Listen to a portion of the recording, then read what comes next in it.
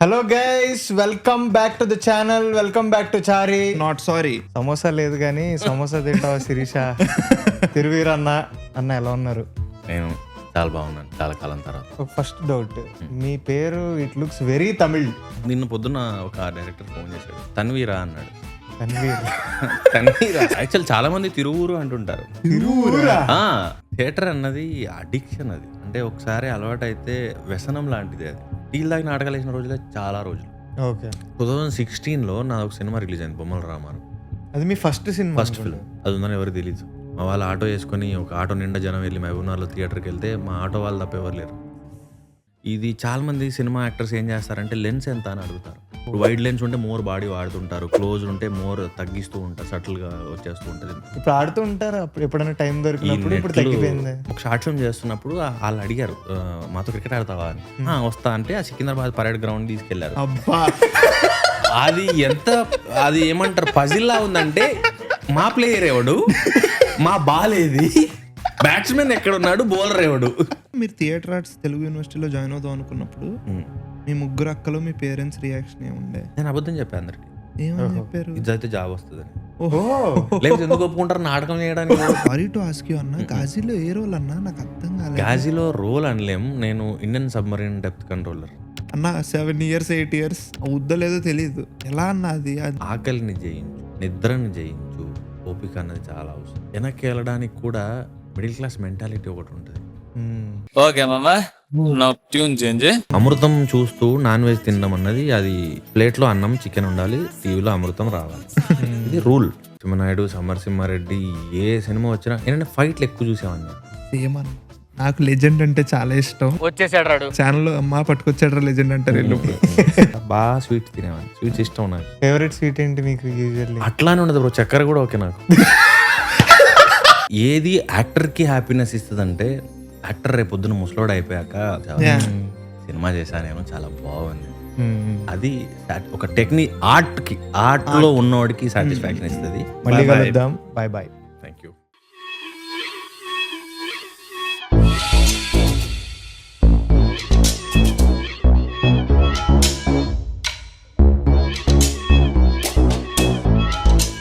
Hello guys, welcome back to the channel. Welcome back to Chari. Not sorry. We are back with another episode of సోది చెబుతా, and today we have with us samosa లేదు కానీ సమోసా తింటావా శిరీష?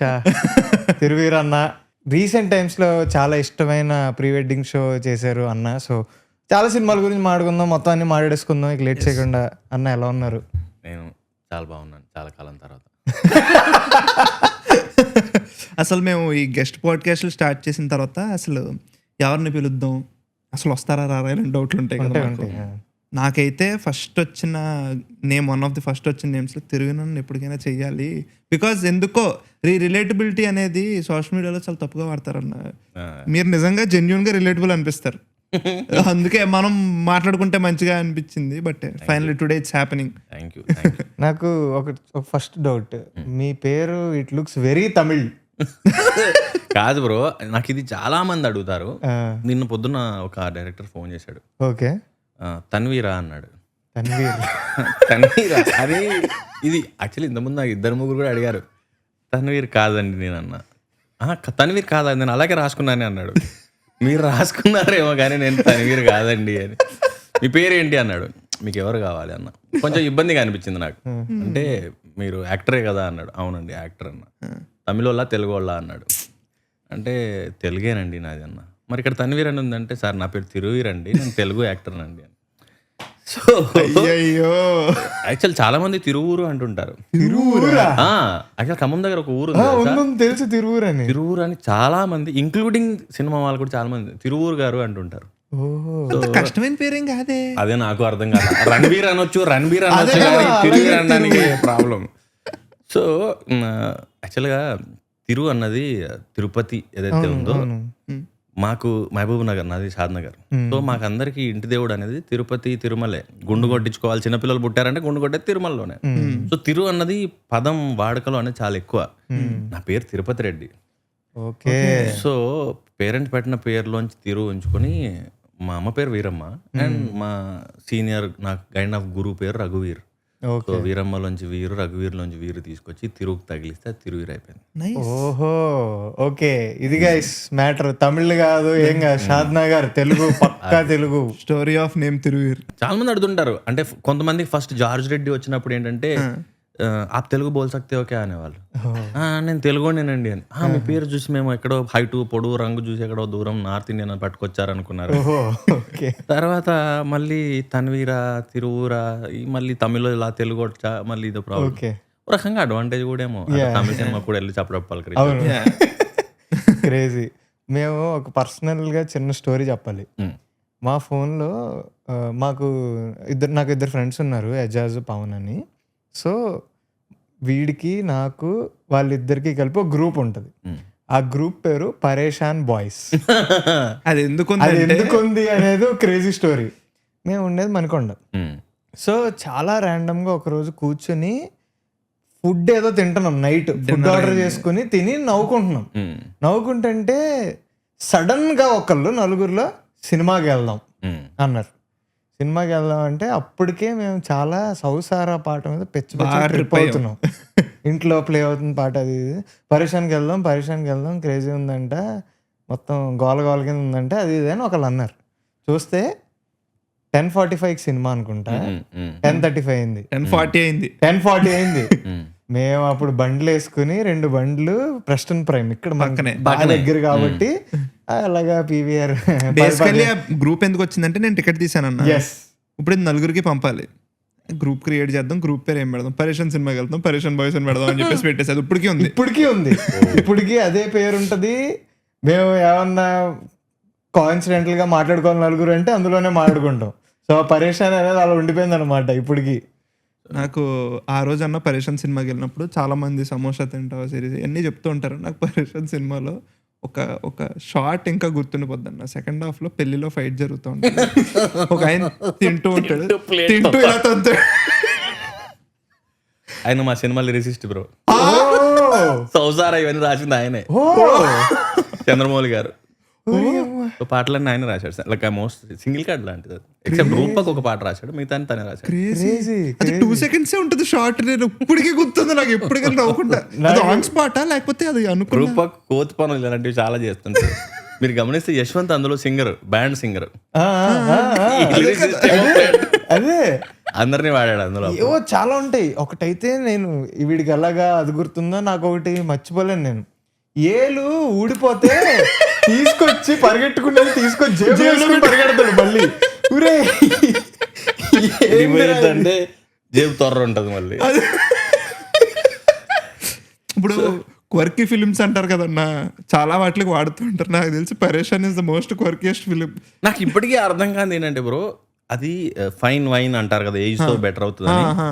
పరేషాన్ release అయినప్పుడు చాలా hate చూసింది త్రూ రివ్యూస్, లైక్ సినిమా గురించి మాట్లాడిన వాళ్ళు 2 వర్గాలుగా ఉంటుంది. అది ఒకటేమో పిచ్చిగా నచ్చిన వాళ్ళు ఉన్నారు, ఒకటేమో అస్సలు నచ్చకుండా హేట్ చేసిన వాళ్ళు ఉన్నారు.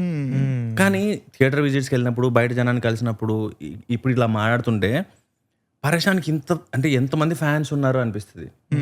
నేను ప్రతి దాంట్లో చెప్తూ ఉంటాను, నాకు ఒక్కసారి అది రిలీజ్ చేయించుకొని చూడాలని ఉంది. రియల్ రెస్పాన్స్ ఏంటో ఇప్పుడు మళ్ళీ నాకు ఒకసారి చూడాలనిపిస్తుంది. ఏదో ఒక రోజు రానా గారిని అడుగుతా, ఒకసారి రిలీజ్ చేసుకుందాం సార్.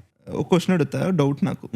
ఇప్పుడు సినిమా రిలీజ్ అయింది మీరు చేసింది, అప్పుడు సరిగ్గా ఆడకపోవచ్చు. త్రూ ది ఇయర్స్ జనాలు 2 years తర్వాత 3 years తర్వాత అనుకుందాం, అది అలా మైండ్లో ఉండిపోయింది, ఫర్ ఎవర్ ఉండిపోయింది అనుకుందాం. అది 1 scenario. సెకండ్ సినారియో, థియేటర్ అప్పుడు మంచిగా ఆడింది రిలీజ్ అప్పుడు, దాని తర్వాత జనాలు మర్చిపోయారు. ఏది which one do you think it is better? Like do you think ఒకటి నంబర్స్ ఏది చేస్తుందో అది యాక్టర్కి, ప్రొడ్యూసర్కి, ఇండస్ట్రీకి మంచిది, అంటే సర్వైవ్ అవ్వాలి కాబట్టి నెక్స్ట్ ఫిల్మ్కి. అండ్ ఏది యాక్టర్కి హ్యాపీనెస్ ఇస్తుంది అంటే, యాక్టర్ రేపు పొద్దున ముసలోడు అయిపోయాక ఆ సినిమా చూసి చెరిష్ చేసుకుంటారు, చూసావా సినిమా చేశా నేను చాలా బాగుంది అని. అది ఒక ఆర్ట్లో ఉన్నవాడికి సాటిస్ఫాక్షన్ ఇస్తుంది. కానీ సర్వైవల్, ఇప్పుడు ప్రొడ్యూసర్కి ఆర్ట్తో పాటు కమర్షియల్గా కూడా అది సర్వైవ్ అవ్వాలి. సో నంబర్ అనేది గ్రోత్కి చాలా ఇంపార్టెంట్, సర్వైవల్ ఎగ్జిస్టెన్స్కి చాలా ఇంపార్టెంట్. కానీ ఆర్ట్కి సంబంధించిన మ్యూజిక్ డైరెక్టర్ అవ్వచ్చు, యాక్టర్ అవ్వచ్చు, పెయింటర్ అవ్వచ్చు, ఎనీబడి, వాళ్ళు మంచాన పడిన రోజు ఆ వర్క్ చేశాను భలే ఉంది, ఆ సినిమా ఉండింది భలే ఉంది అని చెప్పుకుంటారు చూసారా, అవి కిక్కిస్తాయి. పరేషాన్ అదే కోవకి వెళ్తుంది. Yeah got it. ఇప్పుడు వరకు మీరు చేసినవి వెళ్తాయి అన్న. మసూదా ఒకటి, Masooda did both by the way. రెండు అదైతే ఇంక జాక్ పాట్. అవును. అంటే ఏ హారర్ ఫిల్మ్ టాపిక్ వచ్చినా ఫస్ట్ మసూదా పేరు. Exactly, recent రీసెంట్ టైమ్స్ లో తెలుగులో బెస్ట్ హారర్ ఫిల్మ్ అంటే ఎగ్జాంపుల్ మసూదే. కానీ అంటే ఇప్పుడు మీరు ఆర్ట్ గురించి మాట్లాడారు కదా, అండ్ మీరు యాక్చువల్లీ స్టార్ట్ చేసింది కూడా లైక్ మీలో లైక్ నాకు ఇది అనిపిస్తుంది, థియేటర్ ఆర్టిస్ట్కి ఆర్ట్ అనేది అంత కాదన్నా థియరిటికల్గా నేర్చుకుంటారు, ఇదంతా ఎక్కువ ఉంటుంది కాబట్టి ఇంబైబ్ అయి ఉంటుంది అని. అసలు నాకు ఆ జర్నీ కావాలి. నాకేంటంటే ఓకే, మీరు ఎవ్రీ థియేటర్ ఆర్టిస్ట్ చాలా చాలా ఎఫర్ట్స్ పెట్టి చాలా క్రాఫ్ట్ నేర్చుకునే ప్రాసెస్లో చాలా సాక్రిఫైసెస్ ఉంటాయి, ఇవి ఉంటాయి. But at the same point of time theatre ఆర్టిస్ట్కి ఏంటంటే చాలా చాలా ఎక్కువ సేపు ఒకరితో ఒకరు గడుపుతారు, వాళ్ళు చాలా టైం స్పెండ్ చేస్తారు. సో ఆ బ్రదర్హుడ్ అనేది వచ్చేస్తుంది, ఫ్రెండ్షిప్స్ ఉంటాయి, చాలా చాలా ఫన్ మూమెంట్స్ ఉంటాయి వాళ్ళ మధ్యలో. అలాంటివి ఎవరన్నా ఉంటే అసలు మీ థియేటర్ డేస్లో చెప్పొచ్చు కదా.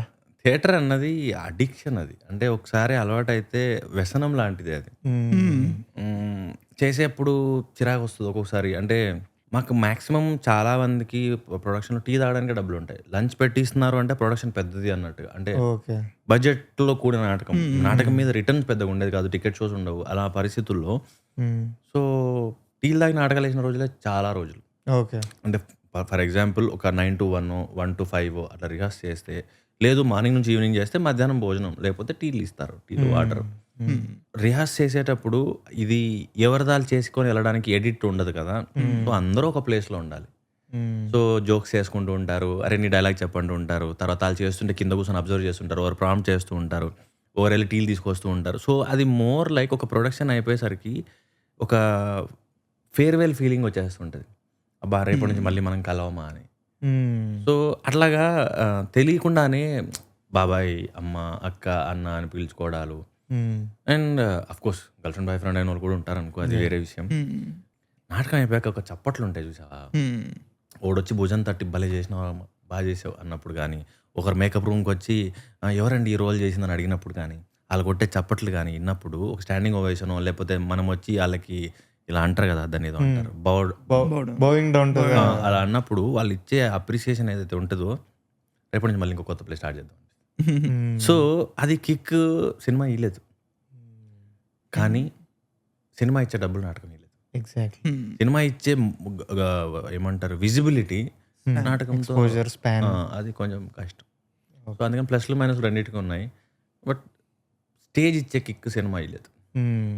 అక్కడ మీకు మీరు చేస్తున్న టైంలో మీరు కొన్ని ఇయర్స్ చేశారు కాబట్టి, అప్పుడు మీ ఫ్రెండ్స్ ఆర్ ఎవరన్నా మీ తోటి వాళ్ళు ఇప్పుడు ఇండస్ట్రీలోకి వచ్చిన వాళ్ళు ఎవరన్నా ఉన్నారా? ఉన్నారు. వీడు తేజ అని మన బాహుబలి పార్ట్ 1 లో చేశాడు, తేజ కాకుమాను, వాడు నా క్లాస్మేట్. అవునా, మన ఈ వెబ్ సిరీస్ పేరు గుర్తురాట్లేదు నాకు. సేవ్ ద టైగర్స్ డైరెక్ట్ చేశాడు. Okay okay. సో ఇద్దరం యంగెస్ట్, నాకంటే 1 year ఏమో పెద్దవాడు. మేము జాయిన్ అయినప్పుడు ఇద్దరమే యంగెస్ట్ క్లాస్లో. అండ్ ఇద్దరం బర్బరీకుడు అని ప్లే చేసాం, అందులో వాడు బర్బరీకుడు, నేను కృష్ణుడు. ఆ తర్వాత ఆ ప్లే తర్వాత వాడు బాహుబలికి సెలెక్టెడ్. సూపర్. సో మేమిద్దరం ఉన్నాము. తర్వాత మిగతా వాళ్ళందరూ అంత అంటే ఎక్స్పోజర్ కనబడేటట్టుగా అయితే ఎవరు రాలా మా బ్యాచ్ నుంచి.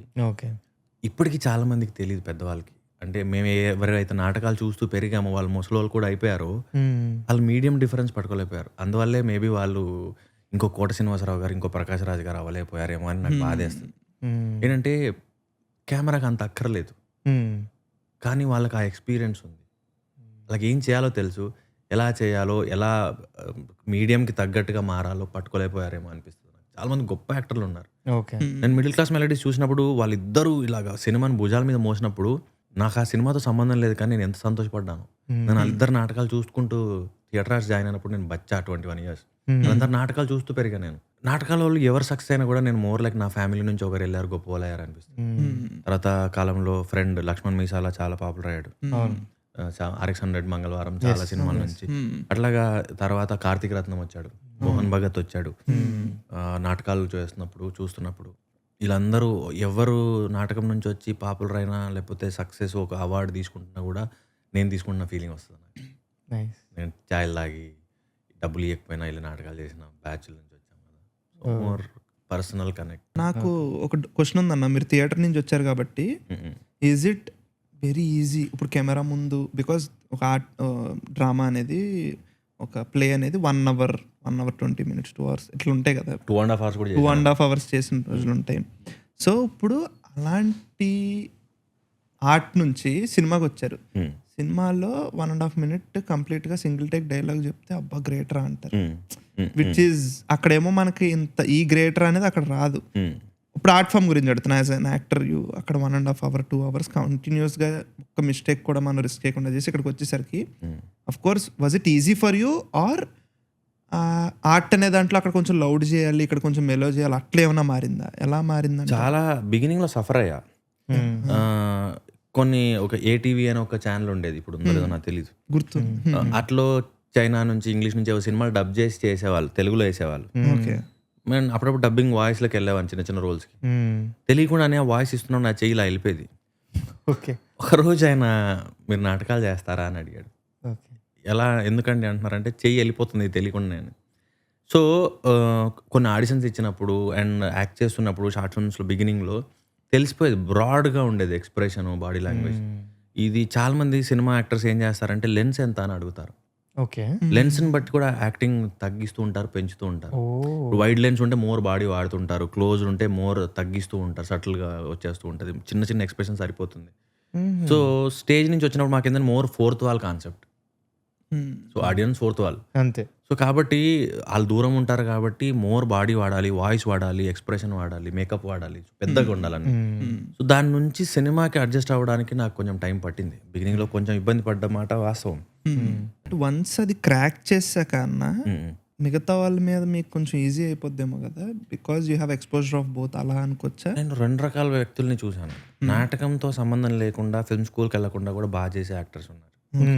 మేబీ అది చిన్నప్పటి నుంచి అలవాటు ఉండడమా, లేకపోతే ఆ పిచ్చి ఉండడమా, ప్రాక్టీస్ చేసి ఉంటారా నాకు తెలియదు, కానీ నేర్చుకుంటేనే బాగా చేస్తారని నేను నమ్మను. ఓకే. అది ఎలా అయినా ఎవరికైనా వచ్చి ఉండొచ్చు. థియరీ తర్వాత ప్రాక్టికల్స్ ఇవి మాకు కోర్సులో భాగంగా ఉండేవి. ఇవి చేసినంత మాత్రం అందరూ గొప్పలు అయ్యారు, అందరూ బాగా యాక్ట్ చేస్తున్నారంటే కూడా నేను నో అనే చెప్తాను. సో ఇంతకుముందు మీరు అడిగిన క్వశ్చన్ ఈజీ అయ్యిందా అన్నది, నాకు చిన్నప్పటి నుంచి బట్టిపట్టిన చదువులు అన్నీ బట్టి పట్టాలి, ఎగ్జామ్ రాయాలి, మార్కులు వచ్చాయని చూపించుకోవాలి, ఇదే చదువులు కాబట్టి బట్టి పట్టడం అలవాటు కాబట్టి డైలాగులు ఎంత లెంత్ ఉన్నా నాకు పెద్ద ఫరక్ పడదు. సో డిగ్రీ ఇంగ్లీష్ మీడియం అయి ఉండడంతో నాకు ఇంగ్లీష్ రాదు, ఇంకా సచ్చినట్టు బట్టి పట్టేవాడిని. నేను గట్టిగా చదివి చదివి చదివి చదివి అలిసిపోయి గొంతు పైన వచ్చేది. కాబట్టి తెలుగే, నేను యాక్టింగ్ చేస్తుంది తెలుగే కాబట్టి నాకు అది చిన్నప్పటి నుంచి అలవాటు అయింది కాబట్టి ఈజీయే బట్టి పడ్డం అన్నది. నాటకంతో సంబంధం లేకుండా నాకు అలవాటు అయిపోయింది అది. మనం కొంచెం ముందుకెళ్దాం. నేను మీతో చేద్దాం అన్నప్పుడు చూసా, ఫ్యూ ఇంటర్వ్యూస్ చూసా, అన్నీ చూసా, కానీ అసలు me before acting school join అయ్యే ముందు మీ స్టోరీ నాకేం తెలియలే. అసలు ఏంటి పన్ను ఉందా, ఏముంది, అసలు ఏం తెలియలే నాకు. అసలు మీరు ఎక్కడ పెరిగారు? నేను 6th వరకు మా ఊర్లో చదువుకున్నా, షాద్నగర్, మామిడిపల్లి మా విలేజ్ పేరు. 7th 8th మా అక్క వాళ్ళ ఊళ్ళో చదువుకున్నా, వాళ్ళది మహబూబ్ నగర్ కొంచెం లోపల వెల్కిచర్ల. 9th నుంచి మేము కాటిదాన్ వచ్చాము, మేము ఇండస్ట్రియల్ ఏరియా. సో పేరెంట్స్ ఇద్దరు అక్కడే ఫ్యాక్టరీలో వర్క్ చేసేవాళ్ళు. సో 9th నుంచి నేను అక్కడే, intermediate Rajendra Nagar degree city college, so PG Telugu university, అంతా ఇక్కడే. ఇంకా మొత్తం ఓల్డ్ సిటీ. క్రికెట్ ఆడినా, ఫ్రెండ్షిప్, దోస్తులు, కొట్లాటలు ఏమున్నా మొత్తం అంతా కాటేదాన్ని. ఓకే. ఓకే. సో మా ఊరు కంటే నాకు కాటేదానే మా ఊర్లో అనిపిస్తుంది. ఓకే. ఎందుకంటే మీరు కరెక్ట్గా ఏజ్లోకి వచ్చిన తర్వాత మీకు ఫ్రెండ్స్ అయిన టైం, ఫ్రెండ్స్తో తిరిగే టైం అంతా ఇక్కడే ఉన్నారు. మోర్ ఇంటర్మీడియట్ రాయన్నారు కాబట్టి అది ఫ్రెండ్స్, మళ్ళీ కొత్త ఫ్రెండ్స్ మారుతారు. కానీ మళ్ళీ డిగ్రీకి వచ్చేసరికి ఏంటంటే కాలేజ్ మాది 9 to 1 అలా ఉండేది, 9 to 2 అలా ఉండేది సిటీ కాలేజ్. తర్వాత ఏం చేయాలంటే ఇమీడియట్గా ఇంటికి వెళ్ళాలి, లంచ్ చేయాలి, గ్రౌండ్కి వెళ్ళాలి, బాల్ బ్యాట్ పట్టుకొని వెళ్ళిపోవాలి, ఇదే పని. అది ఎలా అంటే ఉపవాసం ఉంటారు శివరాత్రికి, ఆ రోజు కూడా క్రికెట్ ఆడేవాళ్ళం. హోలీ జల్లుకొని క్రికెట్ ఆడి మళ్ళీ వెళ్ళి స్నానానికి వెళ్ళేవాళ్ళం. మా ఫ్రెండ్స్ పేరెంట్స్ కొంతమంది ఎలా తిట్టేవాళ్ళంటే, అరే మీరు ఎందుకురా మా పిల్లలను పాడు చేస్తున్నారు. అది కాక ఒకసారి అయితే ఒక ఫ్రెండ్ వాళ్ళ అమ్మ వచ్చింది, కొండ కింద ఉంటుంది అనమాట గ్రౌండ్. లంచ్ తెమ్మంటావా నీ ఒక్కడికా, లేకపోతే అందరికి తెమ్మంటావా ఇక్కడికి అని. సో అవమానంగా అనిపించేది, కానీ అడిక్షన్ అది. సో ఒక్కొక్కసారి ఇట్లా వర్కౌట్ అవ్వట్లేదు అని చెప్పి ఎర్లీ మార్నింగ్ వెళ్ళిపోయేటోళ్ళం. ఇది కూడా ఉండేది. ఎర్లీ మార్నింగ్ వెళ్ళిపోయిన వచ్చినప్పుడు వెంటనే ఫస్ట్ సన్ రైజ్ కే ఆడే వచ్చేసేవాళ్ళం. హాలిడేస్ లో గ్యాప్ దొరికినప్పుడు కానీ ఫిట్నెస్ సూపర్ ఉండేది అప్పుడు. ఇంత పొట్టు ఉండేది కాదు, యాక్టివ్గా ఉండేటోళ్ళం. అవును. బాడీ మొత్తం కదిలేది. కానీ తెలిసేది కూడా కాదు, ఏదో అలుపు కూడా వచ్చేది కాదు, తెగాడేసుకునే వాళ్ళం. కానీ మీరు ఏంటన్నా బ్యాట్స్మెన్ బౌలర్? బౌలరా ఏంటి? అదేంటో విచిత్రంగా ఫస్ట్ ఓపెనింగ్ దిగేవాడిని. కొంతకాలం తర్వాత గ్యాప్ వచ్చిందా మర్చిపోయానా, బ్యాట్ పడుకోవడం కూడా మర్చిపోయాను. అయ్యో కన్ఫ్యూజ్ అయ్యేవాడిని. తర్వాత బౌలింగ్ చేసేవాడిని. ఓకే. సో ఇప్పుడు ఇప్పుడు ఈ మాట్లాడితే మాత్రం ఏ మిడిల్ ఆర్డర్లోనూ దిగుతా నేను, కానీ బౌలింగ్ చేస్తా. హైట్ ఒక అడ్వాంటేజ్, పేసా పే చేస్తా. బౌన్స్ ఇలా అవుతుంది మీరు. అది కొంచెం ఇష్టం. ఇప్పుడు ఆడుతూ ఉంటారా ఎప్పుడైనా టైం దొరికినప్పుడు? ఇప్పుడు తగ్గిపోయింది. మన ఈ నెట్లో వచ్చిన తర్వాత ఏంటంటే నాకు పంజరంలో వేసిన పౌరం లెక్క అనిపిస్తుంది. అవును, లెగ్ సైడ్ ఆఫ్ సైడ్ ఆడలేము. అసలు క్రికెట్ ఆడాలంటే ముందు ఊపిరాడదు. అరే ఏంట్రా మొత్తం క్లోజ్ చేశారు అనిపిస్తుంది. అంటే కుల్లా ఆడిన జాతి కదా, ఒక్కసారి మొత్తం 4 దిక్కుల నెట్ కట్టి అందులో ఆడు అంటే కాలు చేతులు కట్టేసినట్టుంది. ఓకే. ఎంజాయ్ చేయలేకపోతున్నాం. కానీ అలా అప్పట్లో మనం ఆ గ్రౌండ్స్ ఉంటే తుప్పల్లో బాల్ ఎత్తుకునేటప్పుడు ఇవన్నీ పార్ట్ ఆఫ్ చెప్పులు వేసుకోకపోయేవాడిని. ముళ్ళు ఇరిగేవి, అంటే రాళ్ళు రప్పలే కదా, ముళ్ళు ఇరిగేవి, రాళ్ళు గుచ్చుకుపోయేవి, దెబ్బలు తగిలేవి, అయినా ఆడేటోళ్ళం. అండ్ ఆల్సో మనం ఆడే గ్రౌండ్ లో ఎలా ఉండేవంటే మన పిచ్ ఉంటది పక్కన, మనం మన బౌండరీస్ లో మాగలేదు. లక్కీ ఉండేది కదా, కొండ కింద ఉంది కదా, పైగా మా కాలనీ వాళ్ళే ఆడేవాళ్ళు. కానీ ఇది నేను ఒక్కసారి ఒక షార్ట్ ఫిల్మ్ చేస్తున్నప్పుడు వాళ్ళు అడిగారు మాతో క్రికెట్ ఆడతావా అని. వస్తా అంటే ఆ సికింద్రాబాద్ పరేడ్ గ్రౌండ్ తీసుకెళ్లారు. అబ్బా, అది అది ఏమంటారు పజిల్లా ఉందంటే, మా ప్లేయర్ ఎవడు, మా బాల్ ఏది, బ్యాట్స్మెన్ ఎక్కడున్నాడు, బౌలర్ ఎవడు, ఎవరిని చూడాలో కూడా తెలియట్లేదు. అది ఒక ఫెస్టివల్ లా ఉంది. మెట్రో నుంచి వెళ్తున్నప్పుడు అప్పుడప్పుడు కనిపిస్తుంది అన్న వ్యూ, ఎవడు ఆడుతున్నాడు, ఎక్కడ ఆడుతున్నాడు, ఏం ఆడుతున్నాడు అస్సలు తెలీదు. సో మీకు ఇద్దరు సిస్టర్స్? ముగ్గురు అక్కలు. Okay okay. నేనే యంగెస్ట్, బాగా గారాబం గట్టిగా. చాలా నైస్ నైస్. వాళ్ళు కూడా ఏంటంటే అలానే, ఈవెన్ వాళ్ళకి పెళ్ళయ్యాక నాకు పెళ్ళయ్యాక కూడా వాళ్ళు ఎలా ట్రీట్ చేస్తారంటే, ఒక 2 యాపిల్స్ ఉన్నాయనుకో, పెద్ద యాపిల్ నాకే తీసి పెడతారు. వాళ్ళ పిల్లలకు కూడా ఇరు. స్వీట్ ఏదైనా ఉందనుకో, ఉండు మామ తినలేదు, సో మామ కోసం దాచి పెడతారు. సో వాళ్ళ పిల్లల కోసం ఉంచరు. సో అలాగే కొంచెం పాడు చేశారు.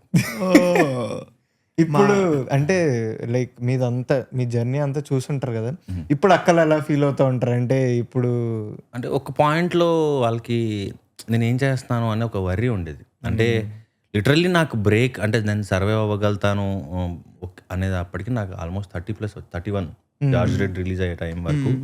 అండ్ డ్రామా జూనియర్స్ సర్వైవల్కి పనికి వచ్చింది. అది నేను 26-27 ఇయర్స్ ఉన్నప్పుడు స్టార్ట్ చేశా, 2016. కానీ ఓకే, సర్వైవల్కి సరిపోతుంది, కానీ పెళ్లి చేసుకోవాలో లేకపోతే ఇంకొకరిని పోషించగలుగుతామనే ధైర్యం అయితే అప్పుడు కూడా లేదు. సో వాళ్ళకు ఒక వర్రీ ఉండింది, ఏం చేస్తున్నాడు వీడు, అవుతుందా లేదా, ఎంతకాలం ఎవరు తెలీదు. అండ్ వీడికంటూ ఒక మనిషి ఉండాలి, పెళ్లి చేసుకోవాలంటే నేనేంటంటే ఆర్థిక భద్రత లేకుండా నేను అడుగేయొద్దు అన్నది నా ఫీల్, అది ఉండింది మైండ్ సెట్. సో అందుకని నేను అవాయిడ్ చేసుకుంటూ ఉండేవాడిని. ఒకసారి బ్రేక్ వచ్చాక, గుర్తుపడడం స్టార్ట్ చేశాక అప్పుడు వాళ్ళకి ధైర్యం వచ్చింది. ఇంకా ఇప్పుడు సెలబ్రేట్ చేసుకుంటారు. So happy. నైస్ నైస్ అన్న. ఇప్పుడు కొంచెం వెనక్కి వెళ్దాం. మీరు డిగ్రీ కంప్లీట్ చేశాక జార్జ్ రెడ్ రిలీజ్ వరకు ఆ ఫేజ్ అట్లుండేది, ఎన్ని ఇయర్స్ ఉండింది ఆ ఫేజ్? అమ్మో, డిగ్రీ అయిపోయాక, డిగ్రీ అయిపోతున్న టైంలో నాకు తెలీదు ఏం చేయాలో అర్థం కాల. నా క్లాస్మేట్స్ ఎక్కువ చెడగొట్టేది, బాగుపరిచేది క్లాస్మేట్సేనేమో. సో ఏదో వాళ్ళు ఏం చేశారంటే, సన్నగా ఉండేవాడిని, కాకపోతే ఇదే హైట్ వచ్చింది అప్పటికి. అరే నువ్వు పొడుగున్నావు కదరా, యాక్టింగ్ తీసుకుందాం అనేది మాత్రం ఒక చిన్నగా ఇంకా బెటర్ అయింది. నేను ఫస్ట్ ఫ్లైట్ స్టీవర్డ్ అవుదాం అనుకున్నా, నెక్స్ట్ మోడలింగ్ చేద్దాం అనుకున్నా, తర్వాత యాక్టింగ్. అంటే ఆప్షన్స్ ఏమున్నాయి జాబ్ కాకుండా అనేసి ఎత్తుకుతుండే. ఇవన్నీ డిగ్రీలో ఉన్నప్పుడే నేను జాబ్ చేయకూడదు, కానీ 4th సెమ్కి వచ్చేసింది ఐడియా. ఓకే, ఇవన్నీ మనకి ఎలాగే ఇదేదో పని అయ్యేలా లేదు. అదేంటి మెయిన్లీ ఇంగ్లీష్ మీడియం వల్ల, లేకపోతే అసలు చదివే? ఇప్పుడు కాటదాన్ ఏదైతే ఉందో industrial area, 12 hours work shift ఉంటుంది, 8 to 8. ఓకే. అండ్ మా బావ పోస్ట్ మ్యాన్, పెద్ద బావ. సో ఆయన ఇల్లు అందరు కూడా ఏంటంటే మోర్ సండే రావాలి, హాలిడే రావాలి, నేను వెళ్ళను. ఈవెన్ మా పేరెంట్స్ పొద్దున్న నుంచి రాత్రి వరకు పనిచేసి మళ్ళీ రేపు పొద్దున వెళ్ళాలి, సండే వెళ్ళాలి, హాలిడే వెళ్ళాలి, ఓటీ వస్తుంది, ఇట్లాగా చూసి ఈ లైఫ్ వద్దు నాకు అనిపించింది. టైము, ప్రొఫెషన్ నా చేతిలో ఉండాలి, నాకు నచ్చింది చేయాలి, కొత్త ప్లేసెస్కి వెళ్ళాలి, కొత్త మనుషులు కలవాలి, బోర్ కొట్టకూడదు, రోజు అలా ఉండాలి అనిపించే దాంట్లో. ఓకే. ఫ్లైట్ స్టీవర్డ్ అయితే కనీసం ఫ్లైట్ రోజు ఏరియా పోతుందేమో, అనే ఒక గుడ్డి థాట్ అంతే నాకు తెలియదు. అండ్ మోడలింగ్ అన్నది కూడా ఎందుకు తీసుకున్నానంటే యాక్టింగ్ రావాలంటే మోడలింగ్ ఒకటి హెల్ప్ ఏమో అని. ఎందుకంటే అప్పటికి ఎదవలు మా క్లాస్మేట్స్ హైట్ ఉన్నావు కొంచెం బాడీ చేయరా, బాడీ చేస్తే జాన్ అబ్రాహం ఉన్నాడు. తర్వాత అప్పట్లో రోజా పూల్ అని ఒక సినిమా వచ్చి, రోజా పూల్ అనుకుంటా, లేడీ డైరెక్టర్ గారు డైరెక్ట్ చేశారు, బిఏ జయ గారు. ఆవిడ ఒక డైరెక్ట్ చేసిన దాంట్లో హీరో మోడల్ అనుకుంటా. సో ఇలాగా మోడలింగ్ నుంచి కూడా యాక్టర్ అవ్వచ్చు ఇట్లాగా అందరు చెప్తూ ఉంటే తర్వాత హిందీలో ఇంకొంతమంది యాక్టర్స్ ఉన్నారు, అందరు మోడలింగ్ నుంచి వెళ్ళి యాక్టర్ అయ్యారు. ఇది ఉంది కదా అని మోడలింగ్ ఇన్స్టిట్యూట్కి వెళ్ళా. ఒక ఇన్స్టిట్యూట్కి వెళ్ళి నేను ఇలా చేయాలంటే, నేను వచ్చిందేమో ఊర్ల నుంచి కాటిదాని నుంచి, మోడలింగ్ దగ్గరిపోతే ఒకటి జెల్ పెట్టుకొని ఎంట్రుకలు పైకి అంటాడు, మెడలో చేతులకు ఉంగరాలు అవి చైన్లు ఉంటాయి, చిరిగిపోయిన జీన్స్, మా ఇంట్లో చిరిగిపోయిన జీన్స్ మామూలుగా ఫ్యాషన్ కూడా వేసుకొనిరు, అంటే మంచి బట్టలు కొనుక్కో అంటారు, టాన్ జీన్స్ ఏదో మాకు అలవాట్లేదు మనకి తెలియదు. సో ఆడికి వెళ్ళి నేను షాక్ అయిపోయా, ఇది మోడలింగ్, ఇది నేను చేయాలి, ఇది నాతో అవుతుందా అని. సో అప్పటికి జిమ్కి వెళ్ళి ఏదో చేసా, పిచ్చి పిచ్చిగా అన్ని చేసా, అన్ని బ్రిల్ క్రీమ్లు రుద్దుకొని, అప్పుడు కొత్తగా వచ్చేవి సెట్ వెట్ బ్రిల్ క్రీమ్ అవన్నీ రుద్దుకొని, కానీ ఇదంతా మన వల్ల అయ్యే పనిలో లేదని 3-4 నెలలు వేస్ట్ చేశా. వేస్ట్ చేశాక అక్కడ ఒక ఫ్రెండ్ ఏం చేద్దాం మరి అంటే, యాక్టింగ్ చేద్దాం అనిపిస్తుందిరా, కానీ ఇది రూట్ కరెక్ట్ కాదేమో అనిపించినప్పుడు, సరే ఒక ఫ్రెండ్ ఉన్నాడు, నేను వాడిని అడుగుతాను అన్నాడు. సో ఆ ఫ్రెండ్ వస్తావా షూటింగ్ అంటే, వస్తా, ఇంత ఈజీ షూటింగ్ అంటే అనుకున్నాను నేను. అంతకుముందు డిగ్రీలో ఒకసారి ఏమైందంటే, పేపర్లో యాడ్స్ వస్తాయి, ఆంధ్రజ్యోతిలో, తర్వాత డీసీలో, క్లాసిఫైడ్స్లో నటీనటులు కావాలని వస్తాయి. అప్పుడు అలా ఉండేవి. ఉండేవి, ఇప్పుడు అప్పుడైతే ఉండేవి, డీసీలో ఉండేవి, ఆంధ్రజ్యోతి ఆల్మోస్ట్ ఎవ్రీడే ఉండేది. సో వాళ్ళకి ఫోన్ చేసామని కాయిన్ బాక్స్లో కాయిన్ వేసి, అలా ఒకరోజు ఒకతను షూటింగ్కి వస్తావా అన్నాడు. అమ్మ ఇంత ఈజీ, సరే పోదాం అన్న, రేపు పొద్దున 5 గంటలకు బండి వస్తుంది వచ్చే అన్నాడు. అది ఖతర్నాక్ సినిమా, చిన్నపిల్లలు, అప్పుడు నాకు గడ్డాల మీసాలు ఏం లేవు, డిగ్రీలో ఉన్నాను, చిన్నపిల్లలా ఉండేవాని. సో అమ్మ ఇంత ఈజీ అనుకున్నాను, కానీ నెక్స్ట్ డే వర్షం పడింది, షూట్ క్యాన్సిల్ అయింది అన్నాడు. పోలా నేను ఎక్కాల్సిన బస్ సార్ రాలా. సో అది అయిపోయింది. తర్వాత ఈ మోడలింగ్ దాంట్లో టైం వేస్ట్ చేసుకున్నాక, ఈ ఫ్రెండ్ ఎప్పుడు షూటింగ్ వస్తావా అని తీసుకెళ్ళినప్పుడు, నాకు అప్పుడు తెలీదు జూనియర్ ఆర్టిస్ట్ అనేది ఒకటి తెలీదు. అలా బ్యాక్గ్రౌండ్ ఆర్టిస్ట్ కింద తీసుకెళ్ళిన ఫిల్మ్ రాంపోతినేని గారిది గణేష్ అండ్ ఉపేంద్ర గారిది శ్రీమతి. సో ఒక లెస్ దెన్ వీకే వెళ్ళా రెండింటికి. తర్వాత నాకు అర్థం కాల, ఇది యాక్టింగ్ కాదేమో, నేను ఎక్కడో దూరంలో ఉన్నాను, కెమెరా ఎక్కడో ఉంది, లేదు ఇది నాకు నచ్చట్లేదు అనిపించి అది మానేసి, ఇప్పుడు ఎట్లాగా అంటే యాక్టింగ్ నేర్చుకోవాలంటే ఎలా, ఫిల్మ్ స్కూల్కి నేను వెళ్ళాను. అప్పుడు తెలుగు యూనివర్సిటీ, సెంట్రల్ యూనివర్సిటీ, నిజాంలో ఓయూది నిజాం కాలేజ్లో ఉంటుంది, ఇవి ఎంక్వైరీ చేసి తెలుగు యూనివర్సిటీ బెటర్ అనిపించి, నేను తెలుగు యూనివర్సిటీలో తెలుగు మీడియం కాబట్టి 2 years కోర్స్ అని ఆల్రెడీ 1 year దొబ్బెట్టాను. సో ఇంకా థియేటర్ ఆర్ట్స్ జాయిన్ అయ్యా. అక్కడన్నా మీరు థియేటర్ ఆర్ట్స్ తెలుగు యూనివర్సిటీలో జాయిన్ అవుదాం అనుకున్నప్పుడు మీ ముగ్గురు అక్కలు మీ పేరెంట్స్ రియాక్షన్ ఏముండే? నేను అబద్ధం చెప్పాను అందరికి, ఏమని చెప్పారు? ఇది అయితే జాబ్ వస్తుందని. లేదు ఎందుకు ఒప్పుకుంటారు, నాటకం చేయడానికి. ఓకే. సో ఈ 2 years చదివితే చాలు, జాబ్ వచ్చేస్తుంది, పీజీ కదా, పోస్ట్ గ్రాడ్యుయేషన్ ఉండాలి అని చెప్పేసి గిల్ట్ ఉండేది, అబద్ధం చెప్పాను నేను వీళ్ళకి అని. కానీ ఉద్యోగం చేయలేను, నా వల్ల కాదు. ఎందుకంటే నేను ఎవ్రీ సమ్మర్లో ఏదో ఒక పని చేసేవాడిని. ఒక లైక్ ఎస్టీడీ బూతులు ఉండేవి అప్పుడు, ఎస్టీడీ బూతుల్లో సమ్మర్లో వర్క్ చేసి, ఆ డబ్బులతో మళ్ళీ నేను నెక్స్ట్ అకాడమిక్ ఇయర్ స్టార్ట్ అయ్యేలోపు బట్టలు, బ్యాగ్, అలాంటి బుక్లు కొనుక్కోవడాలు. తర్వాత బిస్కెట్ ఫ్యాక్టరీ, మా పేరెంట్స్ బిస్కెట్ ఫ్యాక్టరీలో పనిచేసేవాళ్ళు. సో ఒక 15 days బిస్కెట్ ఫ్యాక్టరీలో పనిచేయాలి. అని నాకు ఎక్కడో ఆ 15 రోజులు 4 రోజులు చేయలేకపోయాను, నేను ఇంకేం చేస్తాను, నెలల తరబడి సంవత్సరాల తరబడి అనిపించి బలంగా ఉండిపోయింది అది. కాబట్టి ఏం చేసినా జాబ్ చేయకూడదు, ఇది ఫస్ట్ రూల్. ఇంట్లో వాళ్ళకి ఎప్పుడు తెలిసిందన్న? తర్వాత ఒక అక్కకి మాత్రం చెప్పాను, ఇంకొక 2 అక్కలకి నేను ఇలాగే చదువుతున్నానని చెప్పాను. అండ్ నా కోర్స్ పేరు MPA, master of performing arts. నాకు ఏం చెప్పాలో తెలియక ఎవరైనా చుట్టాలు అడిగినప్పుడు వెల్విషర్స్, తర్వాత నాన్న ఒక్కొక్కసారి ఏం చదువుతున్నాడని ఎవరు అడిగితే నువ్వే చెప్పు అనేవాడు.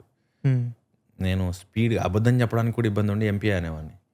MBA అనుకునే వాళ్ళ MBA నా ఓకే అని వాళ్ళు ఇంకా నాకు వదిలేసేవాన్నట్టు. మీరు కరెక్టే చెప్పారు, వాళ్ళే తప్పన్నారు అంతే. సో ఒక పాయింట్ తర్వాత ఒక అక్కకి మాత్రం, ఆ అక్క వచ్చే నాటకాలు చూసేది, మొత్తం నా లైఫ్ మొత్తం ఫస్ట్ నుంచి day 1 నేను స్టేజ్ ఎక్కినప్పుడు చూస్తూనే ఉంది. 2 అక్కలు మాత్రం నేను చెప్తే వినేవాళ్ళు అంతే. ఇంకా ఇంట్లో పేరెంట్స్ కూడా ఒక్కొక్కసారి ఆ అక్కకి సపోర్ట్ చేసేది, లేదు వాడు ఏదో చేస్తున్నాడు కదా, చేయని కదా అని. నేను వాళ్ళకి చెప్పింది, ఆ నాటకం నేను చేసేది నాటకం, యాక్ట్ చేస్తున్నానని పేపర్లు వస్తాయి కదా, ఇలా పేపర్లో వచ్చింది తెలుసా నా గురించి చూడండి అని.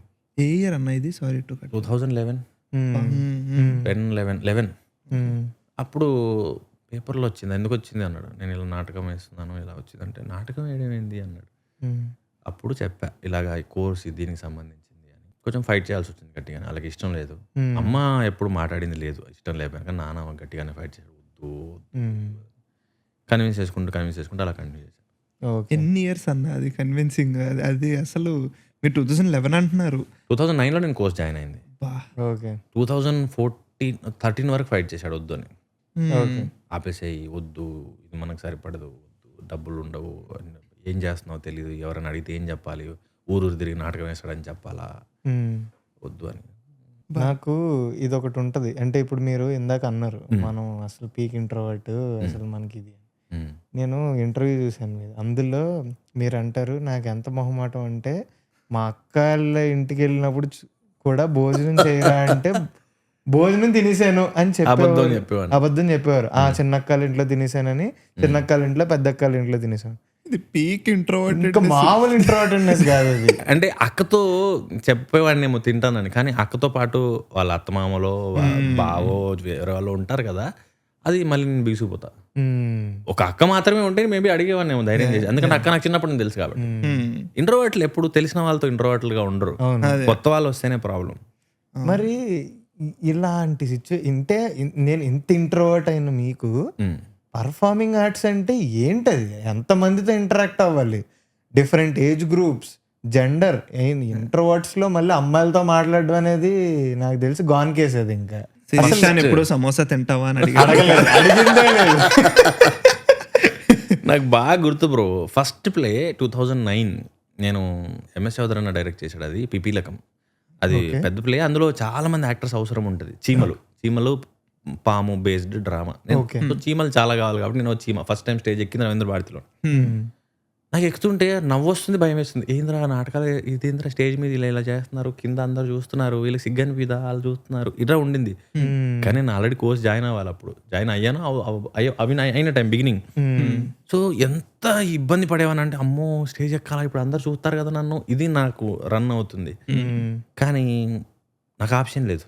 సో ఫస్ట్ టైం డైలాగులు చెప్పిన ప్లే శ్రీముఖ వ్యాఘ్రం 2009 పర్ఫామ్ చేసిన స్టేజ్ మీద ఎక్కింది నేను. బాగా గుర్తు నాకు. అదొక కమ్యూనిస్ట్ లీడర్ లాంటి రోల్, అది హక్కుల కోసం ఆడుతుంటుంది. నేను చేతులు కట్టుకుని ఏం చేయాలో తెలియదు, చేతులు ఇప్పితే జేబులో పెట్టుకోవాలా వెనక కట్టుకోవాలో తెలియదు, కళ్ళు టపటప కొట్టేసుకుంటున్నాను. మా సీనియర్ డైరెక్ట్ చేసి మేము యాక్ట్ చేయాలి, అది మాకు పేపర్ మార్క్స్ ఉంటాయి. ఓకే. ఎంత ఇబ్బంది పడ్డానంటే తడిసిపోయాను, మొత్తం బట్టలు తడిసిపోయాయి, కంగారు వచ్చేసింది. ఎవరేమంటారో, నేను సరిగ్గా చేస్తున్నాను లేదో, డైలాగ్ వస్తుంది ఎందుకంటే బట్టి పట్టేది కాబట్టి. కానీ ఎక్స్ప్రెషను, స్టేజ్ మూమెంట్ ఇప్పటికీ గుర్తు నాకు బాగా. ఆ రోజు ఊపిరాడలా అసలు. అండ్ ఫస్ట్ టైం ఆ ప్లే మాయా ఆత్రేయది మా మేడం డైరెక్ట్ చేసిన స్టూడెంట్ ప్రొడక్షన్, అంటే స్టూడెంట్స్ యాక్ట్ చేయాలి, 100 మార్క్స్ పేపర్ అది. మేడం డైరెక్ట్ చేసినప్పుడు ప్లే అవ్వగానే నేను వెళ్ళిపోయా, ఎవరికి చెప్పకుండా, ఎందుకంటే నేను బాగా చేయలేదు అని. మేడం ఫోన్ చేస్తుంది, నేనేమో ఇంటికి వెళ్ళాక మేడం చెప్పండి మేడం అంటే, ఎక్కడ పోయావు నువ్వు, కనబడలేదు ప్లే అయిపోయాకంటే, నేను బాగా చేయలేదు మేడం అందుకే నేను వచ్చేసాను అని. ఒరే పిచ్చోడా, నీకోసం అందరు ఎత్తుతున్నారు బాగా చేసావని, నేను చెప్పకుండా ఎందుకు వెళ్ళావని. సో ఆ పెరికితనం నుంచి ఎవాల్వ్ అవ్వాల్సి వచ్చింది. Quite a journey it would have been. అసలు థియేటర్ ఆర్ట్స్ అనేది 10 మందిలో ఒకరికి కూడా తెలియదు, సాడ్లీ తెలీదు, నాకు కూడా తెలియదు జాయిన్ అయ్యారు. నేను 1.5 year బ్యాక్ లాస్ట్ ఇయర్ అన్న ఒక ప్లేకి వెళ్ళా, పేరు పాకుడు రాళ్ళు, చాలా ఫేమస్. నేను వెళ్ళా దానికి. వెళ్ళే ముందు దాకా I was like okay, Nasreen ma'am direct చేసింది. ఎస్ వెళ్ళాను. నేను వెళ్ళి కూర్చున్నా, మన రంగభూమిలో వెళ్ళి కూర్చున్నా. అసలు ఆ 1 hour ఎలా వెళ్ళిపోయిందో ఏంటో, నేను మాట్లాడలేకపోతున్నా దాని గురించి. ఏంటి ఎంత బాగుంటుందా, ఎందుకు ఇన్నాళ్ళు వెళ్ళలేదు అనేది. ఇంకోటి ఏంటంటే, నేను దానికి 250 అంతా పే చేశాను అన్న. నేను నాకు ఫ్రెండ్స్ ఉన్నారు దాంట్లో యాక్ట్ చేసిన వాళ్ళు. 250 ఎందుకు పెట్టారు దీనికి, ఇది అసలు మీకు అర్థమవుతుందా అంటే, వాడు ఒకటి అన్నాడు, మా నిజం చెప్పు వస్తారా, దీనికన్నా ఎక్కువ పెడితే, ఇది పెడితేనే రారెవరు అన్నాడు. ఏంట్రా అసలు ఏం జరుగుతుందిరా, నాకు ఐ వాజ్ లైక్ 250కి నాకు వాళ్ళు 1050. అసలు దానికి వాల్యూ లేదన్నా. 1 hour 20 minutes నీకు చిన్న బ్లండర్ లేదు ఎక్కడ. ఎలాగా అది నాకు మెస్మరైజ్ అయిపోయింది నేను ఆ రోజు. అది మీకు చూపించడానికి వాళ్ళు ఎన్ని రోజులు కష్టపడి ఉంటారు, ఎంత సిన్సియర్గా అందరూ ఒకే టైంకి వచ్చేసి ఒక తప్పు దొరలకుండా. ఎందుకంటే నాటకం ఎంత డేంజరస్ అంటే, నాటకం భాషలో తెలుగులో దూడ అంటారు తప్పు చేస్తే. సో అంటే తడబడినా మర్చిపోయినా దూడేసాడు అంటారు. ఓకే. సో ఒక్క ఒక్కసారి నోరు రోల్ అయినా, తప్పు చెప్పినా, మర్చిపోయినా ఆడియన్స్ ఒకసారి డిస్కనెక్ట్ అయ్యారంటే మీరు పట్టుకోలేరు ఇంకా వాళ్ళని. ఒక్క తప్పు దొర్లినా అయిపోయారు ఇంకా. సో అందుకే అది అంత నిష్టగా చేయాలి ప్లే. సో మీరన్న టికెట్ షోకి చాలామంది ఎవరైనా యాక్టర్ ఉన్నాడంటే ఆ యాక్టర్ని ఫ్రీగా అడుగుతుంటారు అందరూ. అరే మాకు కూడా టికెట్ ఏందిరా అని. సో సో సర్వైవ్ అవ్వడం అన్నది కొంచెం టఫే. అయితే ఎలాంటి టైంలో ఇప్పుడు నాకు గమనిస్తున్నప్పుడు ఏంటంటే, నాకు తెలిసిన నా సీనియర్స్, నా క్లాస్మేట్స్, జూనియర్స్ తక్కువ మంది చాలా యాక్టివ్గా ప్లేస్లో ఉన్నారు. చేసినప్పుడు ఒక్కొక్కసారి వాళ్ళని అడుగుతాను, ఏంటి పరిస్థితి ఎలా ఉంది ఇప్పుడు థియేటర్ అన్నప్పుడు. ఎందుకంటే ఈ మధ్యకాలం నేనేం చేయట్లేదు. ఏముంది చేతిలోంచి పడకపోతే చాలు అనుకుంటున్నాం అంటారు. ప్యాషన్ పిచ్చితో చేస్తూ ఉంటారు. ఉల్టా చేతిలోంచి ఖర్చు పడకపోతే చాలు అనుకుంటున్నాను. అంటే లైక్ వన్స్ యూ అంటే నాకు మీరు ఫస్ట్ తర్వాత చూస్తుంటే ఇందులో ఉన్నారు అని చెప్పి నేను గూగుల్ చేసి ఓహో గాజీలో ఈ రోలా అని చెప్పి నేను అలా చూసుకుంటూ యాక్చువల్లీ అడుగుదాం అనుకుంటున్నా గాజీలో. సారీ టు ఆస్క్ యూ అన్న, గాజీలో ఏ రోల్ అన్నా నాకు అర్థం కాలేదు. గాజీలో రోల్ అనలేం, నేను Indian submarine depth controller. Okay. So దాని 2 లీవర్లు ఉంటాయి. ఆ సబ్మరీన్ ఏ డెప్త్ లో ఉండాలి అనేది కమాండ్ ఇస్తున్న కొద్దీ దాని కిందికి పైకి తీసుకెళ్లే క్యారెక్టర్ అది. అచ్చా, సో ఓకే. నా మోర్ మీటర్ రీడింగ్స్ ఉంటాయి. 280 meters, 310 meters. ఓకే. ఉంటారు కదా అందులో ఆ సెటప్ లో ఉంటారు. థర్డ్ కంపార్ట్మెంట్ ఏంటంటే గుర్తుపట్లేమన్న దాంట్లో సత్యదేవన్ ఉంటారు. లైక్ సత్యదేవ్ కాకి, దర్శి, సత్యదేవ్, రవివర్మ అన్న వీళ్ళందరూ ఏమో కాకి డ్రెస్. అవును. మావి డాంగ్రీలు మెకానిక్ లాగా పొడుగా బ్లూ కలర్ కనబడతాను. మీరు మళ్ళీ గమనిస్తే ఈసారి రీవాచ్ చేయాలి. కొన్ని డైలాగులు ఉన్నాయి, తర్వాత కాంబినేషన్స్ లో కనబడుతూ ఉంటా, కానీ మోర్ డాంగ్రీలో కలిసిపోతాం. Blue blue blue. Okay okay. అసలు రానా గారికే తెలీదు. రానా గారు పరేషాన్, ఆయన చూసినప్పుడు ఓకే చేసినప్పుడు మాట్లాడాలంటే భయం ఏమంటారు అని. ఎందుకంటే గాజీ చేసినప్పుడు కూడా నేను ఎప్పుడు కనీసం దగ్గర కూడా పోలేదు, ఫోటో అడగడానికి కూడా భయం నాకు. సో అయిపోయాక పరేషాన్ స్క్రీనింగ్ రామనాయుడులో వేసాం. ఇంటర్వెల్లో వెళ్ళి చెప్పా, సార్ నేను మీతో పాటు గాజీలో యాక్ట్ చేశాను అని. షాకేరైనా గాజీలోనా, నువ్వెక్కడ ఉన్నావు అన్నాడు. నేను స్క్రీన్ షాట్ ట్రైలర్ ప్లే చేసి అది ఆపి స్క్రీన్ షాట్ తీసి, సార్ ఇది నేనంటే అప్పుడు షాక్ అయ్యాడన్నా. ఇది నువ్వు పంపించు, నాకు ఈ ఫోటో పంపించు అని. సో తను చాలా హ్యాపీ ఫీల్ అయ్యారు. లైక్ గాజీలో నేను ఎక్కడ ఉన్నానో కూడా తెలియదు. తర్వాత ఆయన నా సినిమా రిలీజ్ చేశారు. Crazy crazy. Coming back to ఈ ఇంట్రోవర్ట్ గురించి నాకు ఇంకో క్వశ్చన్ ఉంది. ఇప్పుడు మన ఇంటరాక్షన్లు, మనం స్టేజ్ ఫియర్ పోవడం, మనుషులతో ఇంటరాక్ట్ అవ్వడం అనేది, ఆ బిడియం పోవడం, ఇదంతా ఒక రకం. దీనన్నిటికీ బాబు లాంటిది ఏంటంటే రొమాన్స్ అనేది. అసలు అది ఇంకా పీక్ గాన్ కేస్ అది. మనం అంటే I assume that interaction female అంటే అక్కలతో మాట్లాడడం వల్ల అమ్మాయిలతో ఇవి మాట్లాడాలి మాట్లాడకూడదు అనేది తెలిసి ఉండొచ్చు మీకు. అక్కలతో కూడా ఏంటంటే 2 అక్కలు నా చిన్నప్పుడు పెళ్ళి అయిపోయింది. ఉన్న ఒక అక్కే కూడా దూరమే, నేను ఎక్కడెక్కడ చదివాను. సో కనెక్ట్ కొంచెం తక్కువే చిన్నప్పుడు నుంచి. కొంచెం థియేటర్కి వచ్చిన తర్వాత ఏంటంటే, ఇందాక చెప్పానే మాయా అని ప్లే చేసి, అందులో నాది ఋష్యశృంగుడు అనమాట. ఒక ఫీమేల్ని ఇలా తిప్పి ఇలా నడుము కింద చేయి పెట్టి ఇలా ఒక పోజ్ ఉంటుంది. నేను ఆవిడకి చెప్పేవాడిని, మేడం నేను చెయ్యి దూరం పెడతాను, మీరు బ్యాలెన్స్ చేసుకోండి. నేను బ్యాలెన్స్ చేసుకోవాల్సిందని చెయ్యి మీద. సో ఒకసారి మేడం చూసింది, రైట్ రా ఇప్పుడు నాతో చేయాలి, నువ్వు ఎలా చేయవో చూస్తాను. మేడం చేస్తా మేడం అని. సో అదొకటైతే కాగితం పులి అని ఇంకో ప్లే చేశా. అందులో ఒక పర్టికులర్ దాంట్లో సీన్లో ఏంటంటే, నా వైఫ్ చేయి పట్టుకుని లాగుతా, మామ నువ్వేమనకు ఎదిరించకు అని. అందులో ఆ దొర వేసిన తేజనే. సో దొరకి ఆపోజిట్ గా నిలబడ్డప్పుడు మా వైఫ్ చేయి పట్టుకుని లాగుతుంది అనమాట, దొరని ఎదిరించకు అన్నది. సో ఎవ్రీ టైం రిహార్సల్లో షూట్ ఈవెన్ ప్లే అప్పుడు కూడా ఆ అమ్మాయి చెయ్యి లాగే టైంకి చెయ్యి దూరం పెట్టుకునేవాడిని. ఓకే ఆ డైలాగ్ వస్తుంది అనే టైంకి చెయ్యి దూరం పెట్టుకునేవాడిని. సో మేడం ఎంబడి పడ్డది, అరే నువ్వు మారవా ఇంకా అని. సో అక్కడి నుంచి నాకు వచ్చిన ఫస్ట్, నేను యాక్చువల్ మొక్కుకునేవాడిని ఏంటంటే, షేక్ హ్యాండ్స్ కానీ ఇలా హగ్గులు కానీ ఇవేమి లేని సినిమాలు వస్తే బాగుంటుంది. మీకు మీరు అదే టైంలో ఛాలెంజ్. నేను అదే అంటున్నా, నాకు ఫస్ట్ తెలిసి ఎవడి సైకోగాడ నాకు గుర్తున్న రోలే సిన్, అందులో మామూలుగా ఉండదు. పిలిచారు, జార్జ్ రిలీజ్ అయింది. విచిత్రంగా రిలీజ్ అయిన 2-3 రోజులకి ఇంక థియేటర్లో ఆడుతుంది సినిమా. పిలిచాడు డైరెక్టర్ నవీన్ మేడం. పిలిచాక అదే ఒకసారి ఆడిషన్ తీసుకుందాం అనుకున్నాను అంటే, ఓకే అండి అన్న, నేను రాత్రి జార్జ్ రెడ్డికి వెళ్ళాను, నాకు మంచి అనిపించింది అన్నాడు. జార్జ్ రెడ్డికి వెళ్ళాను అంటాడు, నా గురించి అప్పుడేంటి అనుకున్నాను. ఓహో నేను ఇంకా మిమ్మల్ని చూసి మంచిగుంది అంటున్నారు అలా. మామూలుగా ఏదో మామూలుగా topic సినిమా గురించి మాట్లాడతారు. అంటే జార్జ్ రెడ్డిలో నేను కూడా చేశాను. జార్జ్ రెడ్డి నువ్వేం చేశాను? లలన్ సింగ్ నేనే. నువ్వు గుర్తుపట్టలేదు నేనని. సో నేను వెళ్ళింది బ్రదర్ రోల్కి, నన్ను పిలిచింది నా బ్రదర్ రోల్కి. అచ్చా. సో ఎలాగో ఇంత దూరం వచ్చావు కదా, రెండింటికి ఆడిషన్ ఇవ్వు అంటే రెండింటికి ఆడిషన్ ఇచ్చా.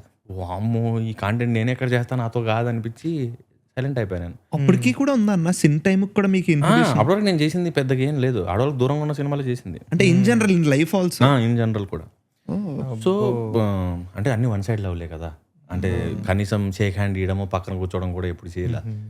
సో నేను ఇంకా అలా అడిగినా కూడా నా వల్ల కాదండి, నేను చేయనండి, బోల్డ్ ఉంది కంటెంట్, ఇలాగే ఉండింది.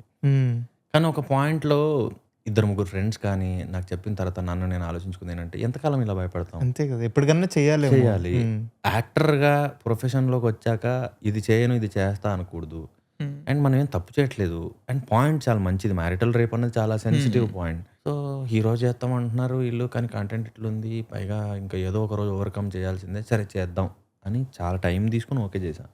సిన్ గురించి అన్న, నాకు నేను బెంగళూరులో ఉండేటోడిన టైంలో, బెంగళూరులో బీబీఏ చేశాను అనమాట. అందులో నాకు రూమ్మేట్ వరుణ్ అని మంచి ఫ్రెండ్ వాడు. నాకు వాడు పని ఏంటంటే ఏదైనా ఓటీటీలో జపనీస్, చైనీస్, కొరియన్ నుంచి మొత్తం అన్నీ చూసేవాడు అనమాట. అలాగే ఆహా ఇప్పుడే వచ్చింది సిన్ చూసాడు. సిన్ చూసి అందులో హీరోని తిట్టడం స్టార్ట్ చేసాడు. వాడు గలీజ్ బూతులు తిడుతున్నాడు, రే ఆడికి అసలు బొరలేదురా అది లేదురా, ఇంత తిడుతున్నాడు ఏంటని చెప్పి స్టార్టెడ్ ఎక్స్ప్లెయినింగ్ మీ ఫ్యూ సీన్స్ అనమాట. నేను చూస్తాను అప్పుడు చూశాను అనమాట. నేను ఏదైతే భయపడ్డానో ఉల్టా అయింది ఏంటంటే, చాలామంది ఉమెన్ మాట్లాడడానికి కూడా భయపడేవాళ్ళు నాకు ఆ సిరీస్ వచ్చిన కొత్త. దూరం నుంచి చూసేవాళ్ళు, అదేంటో అసహించుకునేవాళ్ళు, కోపంగా చూసేవాళ్ళు, కొంతమంది భయపడేవాళ్ళు. కానీ ఇన్బాక్స్ మెసేజెస్ అన్నీ ఫీమేల్ నుంచే ఎక్కువ ఉండేవి. సిరీస్ చూసాం, బాగుంది, మాకు నచ్చింది, బాగా చేశారని. నేను షాక్ అయ్యా. అంటే మేబీ వాళ్ళు రిలేట్ అయ్యారో తెలీదు, వర్క్ నచ్చిందో తెలియదు, కానీ ఎక్కువ మంది ఉమెనే దాన్ని ఎక్కువ ఎంకరేజ్ చేసింది. నాకు తెలిసి ఆ టైంలో అప్పుడే టక్ జగదీష్ వచ్చింది. టక్ జగదీష్ లో అయితే అమ్మో అదొక క్రేజీ మెంటల్ రోల్ అది. సో ఇంకా కొంచెం సైకో, ఈ నెగిటివ్ ఫుల్ సైక్ క్యారెక్టర్ ఈ జోన్ లోకి వచ్చినప్పుడు ఆ పర్సెప్షన్ వచ్చి ఉంటది కదా, చాలా అలాంటి రోల్సే వచ్చి ఉంటాయి. చాలా వచ్చాయి. నో చెప్పడానికి నేను చాలా సతమతం అయ్యాను. మళ్ళీ ఇంట్రోవర్ట్. నో చెప్పడానికి కూడా ఏంటంటే, నాకు ఓవరాల్ గా చెప్పకుండా టైప్ చేస్తా, ఇంకా నా వల్ల కాదు చెప్పడం. ఓకే మెసేజ్ పెట్టేస్తా. ఇప్పుడు మనందరికీ నో చెప్పడం అనేది ఇబ్బంది కదా. నేనేమంటానంటే, ఒకటి మన ఇంట్రోవర్టెడ్నెస్ వల్ల దానివల్ల దీనివల్ల ఇబ్బంది ఉంటుంది. ఇంకొక పాయింట్ ఏంటంటే, మన చుట్టుపక్కల మనం తిరిగే సొసైటీలో నో తీసుకోని వాళ్ళు చాలా మంది ఉన్నారు. డెఫినెట్లీ తీసుకోరు. అందుకు మరి దాన్ని ఎలా నాకు ఇంకా బ్రో, నేను నో చెప్పినందువల్ల నాకు కొన్ని వినేవాడిని ఇండస్ట్రీలో, అబ్బాయి చాలా డబ్బులు ఎక్కువ అడుగుతున్నాడు, ఇప్పట్లో కష్టం తన మీద అని. అదొకటి అనేవారు, అంటే వాళ్ళు క్రియేట్ చేసి ఎందుకంటే నేను నచ్చలేదని చెప్పలేరు కదా, రిజెక్ట్ చేశాడనో లేకపోతే కనెక్ట్ అవ్వట్లేదని, ఎందుకంటే కంటెంట్ గురించి మాట్లాడినట్టు ఉంటది కాబట్టి. సో తర్వాత 2-3 ఏళ్ళ దాకా ఖాళీ లేడంట అనేవాళ్ళు. సో నన్ను అడిగితే నేను చెప్తాను కదండి ఖాళీ ఉన్నాను లేదని చెప్పేవాడిని నేను ఎవరైనా అట్లా అన్నప్పుడు. కానీ స్ప్రెడ్ అయ్యేది, ఎందుకంటే నేను నో చెప్పేసి ఉంటాను కదా. సో ఆ డేట్స్ అవ్వచ్చు, డబ్బులు అవ్వచ్చు, అండ్ ఒక్కొక్కసారి బిహేవియర్, అబ్బాయి రూడ్ అండి. నేను ఇంట్రోవర్ట్ ప్రాబ్లం వల్ల మాట్లాడను, వెళ్తే సైలెంట్ కూర్చుంటా. అది చాలా మందికి ఏంటంటే, ఇడికి ఎందుకు ఇంత బల్బు, అంత యాటిట్యూడ్ లెవెల్ అన్నట్టుగా అనిపిస్తుంది. అంటే నాకు తెలియని వాళ్ళు అయితే అదే మొహమాటము, మాట కలపలేను, అలాగే ఉల్టా కమ్యూనికేట్ అయిన రోజులు కూడా ఉన్నాయి. మళ్ళీ వేరే వాళ్ళు చెప్తే కానీ వాళ్ళు ఓహో అబ్బాయికి మాట్లాడడానికి ఇబ్బందా అన్నది. ఎలా చెప్తారు నన్ను టైప్ చేస్తారు. ఓకే, అంటే నేను అవి కూడా బట్టి పట్టా కొన్ని, ఎలా నో చెప్పాలి. కొంతమందిని అడిగామని, మీరు ఎలా చెప్తారు నో అని. అంటే ఏముంది, ఒకటి అయ్యో డేట్స్ చాలా కష్టంగా ఉన్నాయి అని చెప్తామనేవాళ్ళు. తర్వాత లుక్ ప్రాబ్లం ఉంది పలానా, నేను ఒకటి చేస్తున్నా, లుక్ కంటిన్యూటీ ఇష్యూస్ వస్తాయి, అది ఒకటి చెప్తామనేవాళ్ళు. సో అరే మీరు కొంచెం ముందు చెప్పాల్సింది, పలానా టైంలో నేను ఉండట్లేదు అసలు ఇక్కడ అనేలా. ఓకే, సో ఇందులో ఏది బెటర్, ఏది సూట్ అవుతుంది అని ఎత్తుక్కునేవాడిని నేను. ఎప్పుడో ఒక్కసారి మాత్రం అవతల పర్సన్ కనెక్ట్ అయ్యాడు, అర్థం చేసుకుంటాడు అనిపించిన మాత్రం రోల్ కనెక్ట్ అవ్వట్లేదను, నిజంగానే డేట్స్ ప్రాబ్లం ఉందను మాత్రం జెన్యూన్ రీజన్ చెప్పేవాడిని. మిగతా అన్ని యాజ్ ఇట్ ఈస్ కాపీ కొట్టి చెప్పాను. ఓకే, ఇట్స్ అది కూడా ఒక జర్నీ. అది ఫస్ట్ మనకి చెప్పడం రాదు, తర్వాత ఇంకొంచెం బెటర్ గా చెప్తాం, ఇంకొంచెం బెటర్ గా చెప్తాం. యాక్టర్ లైఫ్కి వచ్చేసరికి పేషెన్స్ ఒక డెకేడ్ 7 years చెప్పలేము. అన్న, 7 years 8 years 9 years with risk అవుద్దో లేదో తెలియదు. ఎలా అన్న అది? It's not a guaranteed thing. And that మనకు బ్యాక్గ్రౌండ్ ఉండదు.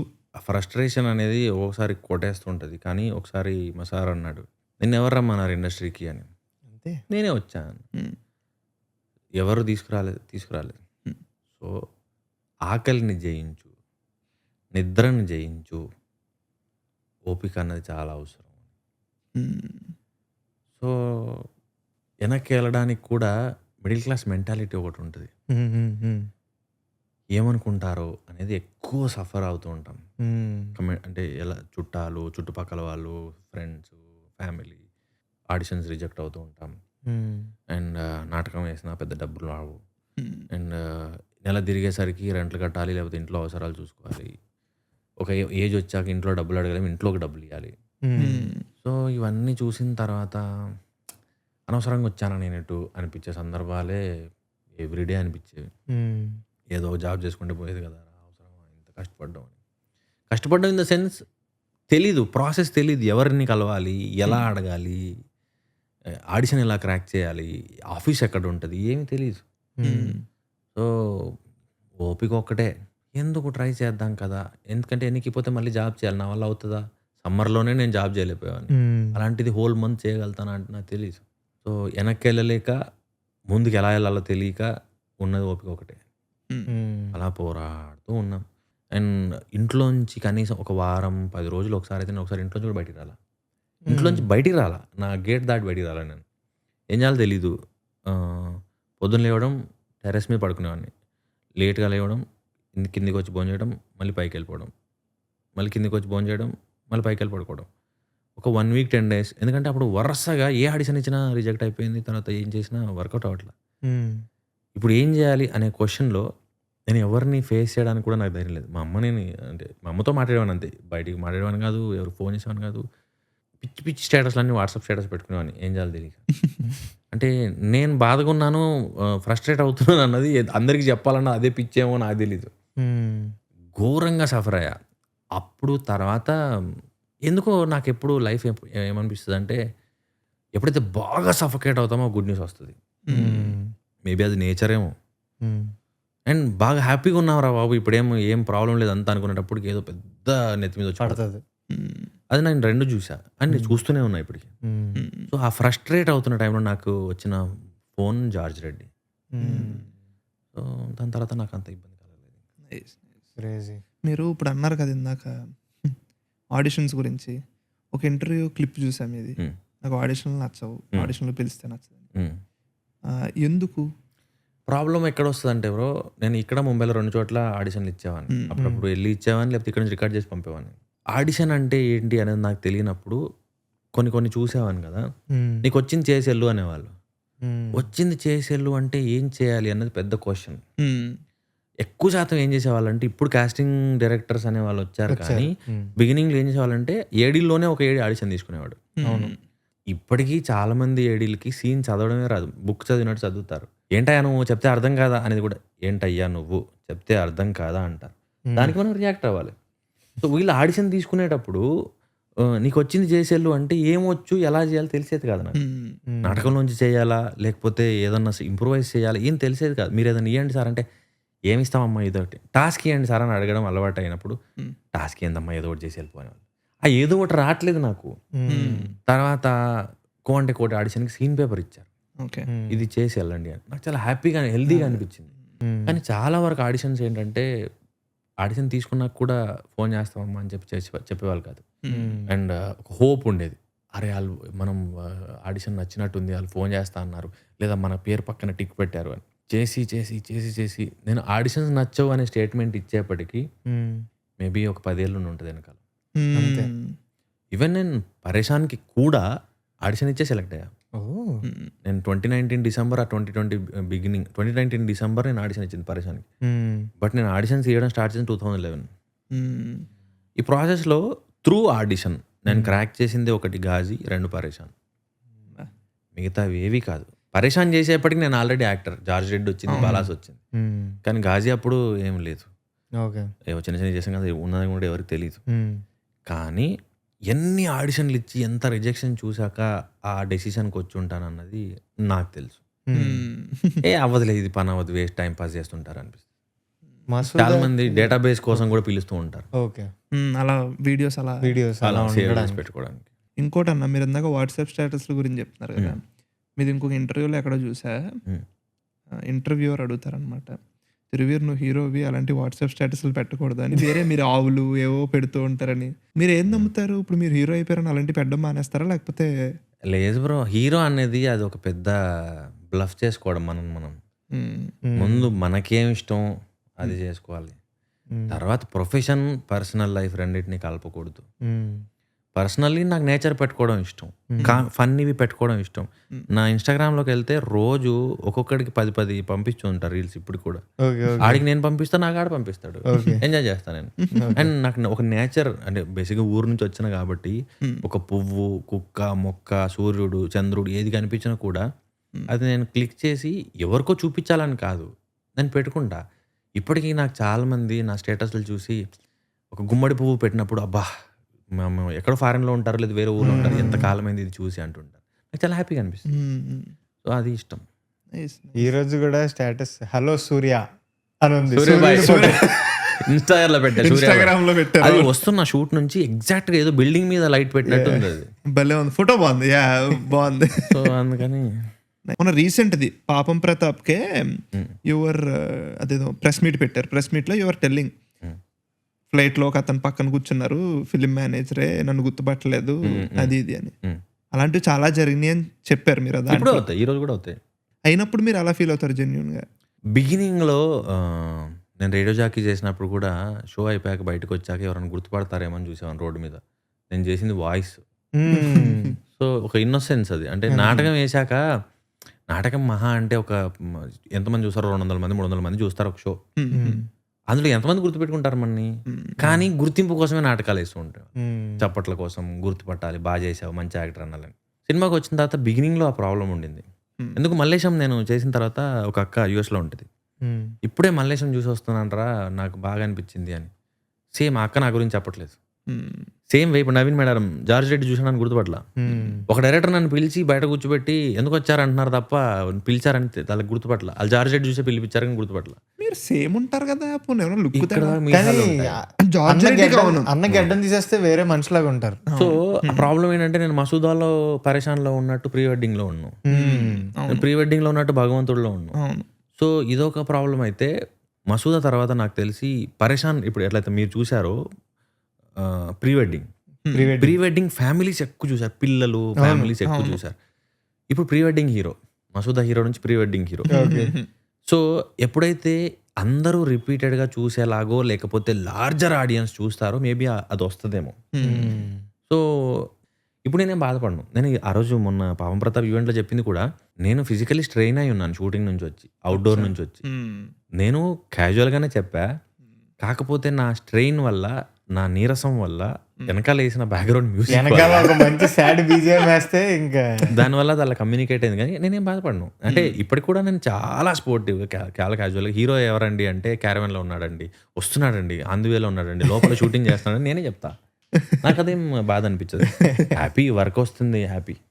Okay, crazy crazy. ఇది ప్రీ వెడ్డింగ్ షో గురించి నాకు ప్రీ వెడ్డింగ్ షో ఒకలా గుర్తుంటుంది.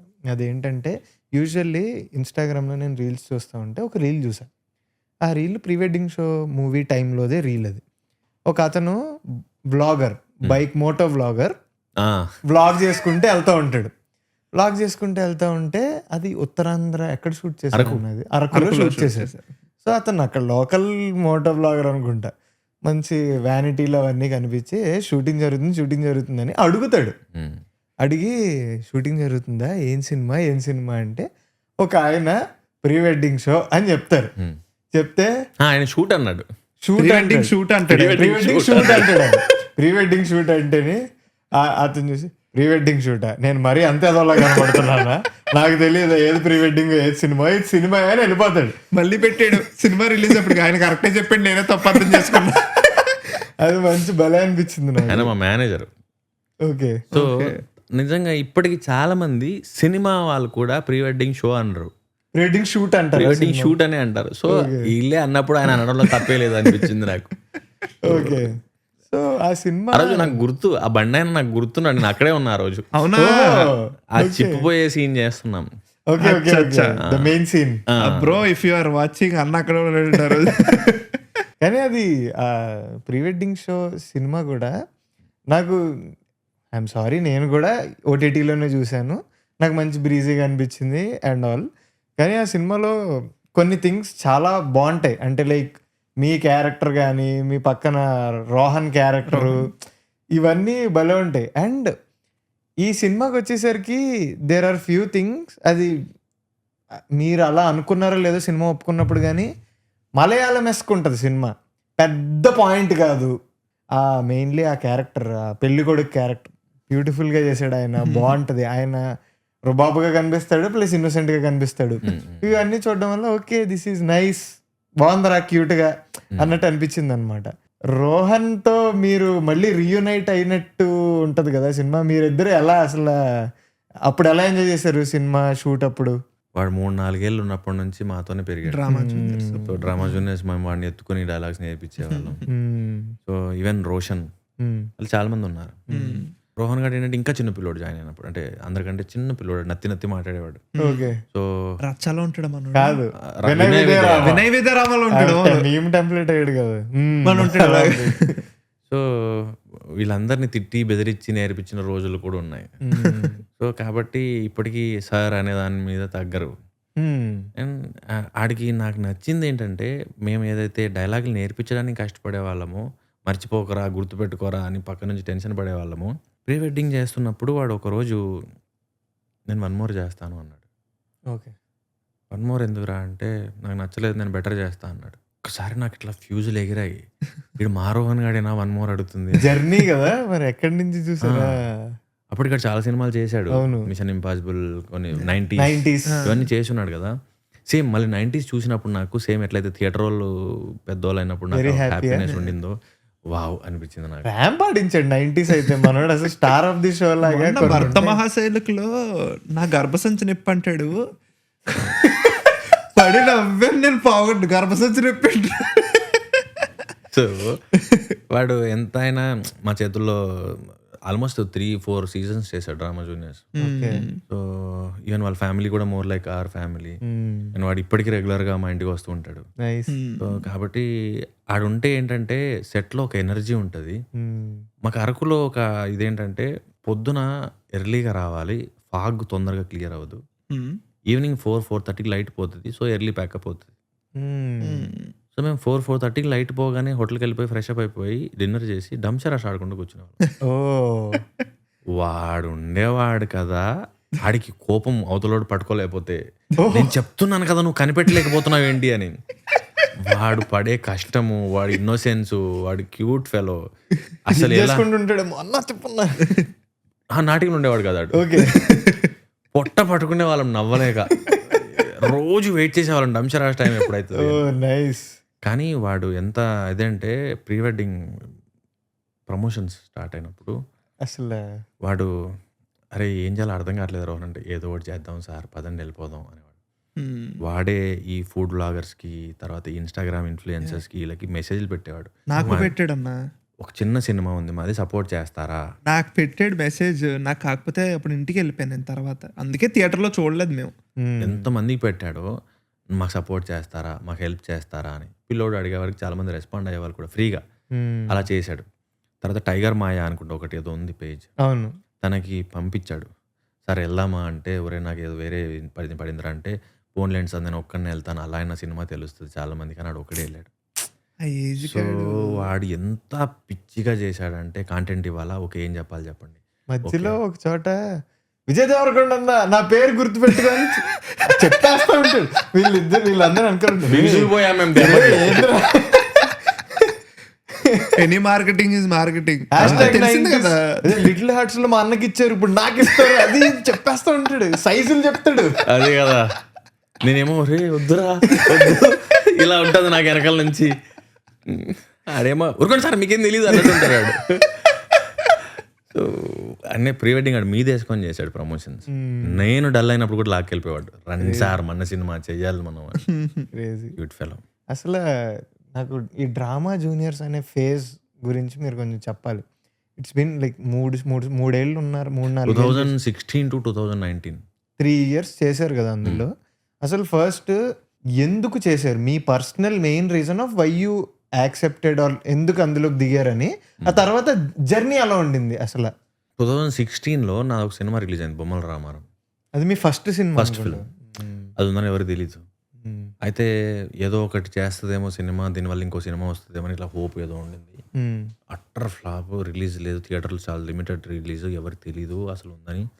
అండ్ చాలా హ్యూమిలియేట్ కాబడ్డ ఫిల్మ్. అంటే మా వాళ్ళు ఆటో వేసుకొని ఒక ఆటో నిండా జనం వెళ్ళి మహబూబ్నగర్లో థియేటర్కి వెళ్తే మా ఆటో వాళ్ళు తప్ప ఎవరు లేరు.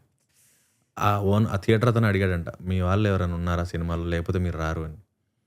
సో వాళ్ళు చెప్తుంది నాకు ఇంకా మోర్ పోకింగ్గా ఉండేది. పాపం వాళ్ళు ఇన్నోసెంట్గా చెప్తుండే, అరే థియేటర్ మొత్తం మేమే ఉన్నామరా, మా పిల్లలు అయితే ఒక్కొక్క సీన్కి ఒక్కొక్క సీట్లో కూర్చున్నారు అని.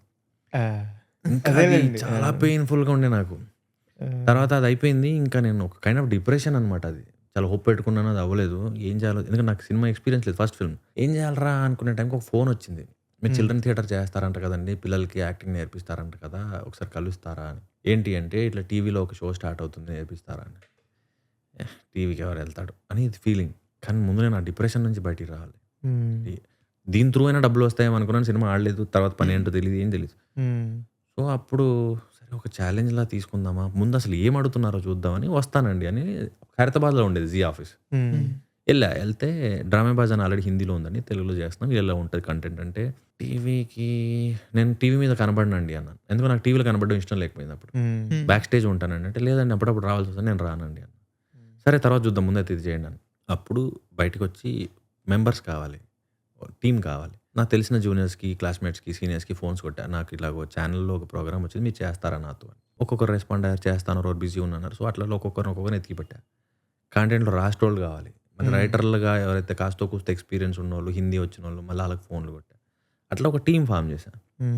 ఫస్ట్ వచ్చింది ఒక ట్రయల్ అండ్ ఎర్రర్లా అవుతుండేది, ఎలా చేయాలి, నాకు అలవాటు లేదు. పిల్లలతో నాటకం వేసిన అనుభవం ఉంది, కానీ ఇక్కడ కార్పొరేట్ కదా, టైం తక్కువ ఉంటుంది, ఎక్కువ ప్రొడక్టివ్ వర్క్ చేయాలి. సో పిల్లలతో హ్యాండిల్ చేయాలి, తక్కువ టైం ఉంటుంది. సో ట్రయల్ అండ్ ఎర్రర్ చేస్తున్నాం. మొత్తానికి సీజన్ 1 బ్లాక్ బస్టర్. అప్పుడు 7-6 అలా వచ్చేవి రేటింగ్స్. సో అక్కడి నుంచి మోర్ బాధ్యత పెరిగింది. నేను ఛానల్ కూడా ఏంటంటే నన్ను హెడ్ని చేసి నాకే చెప్పేది, మెంటర్స్ తప్పు చేసినా, రైటర్స్ ఎవరైనా ఇన్ టైం రాలేకపోయినా, కాంటెంట్ తేవాల్సి వచ్చినా కూడా తిరుగురు ఎక్కడ. సో మోర్ రెస్పాన్సిబుల్ అయిపోయాను నేను.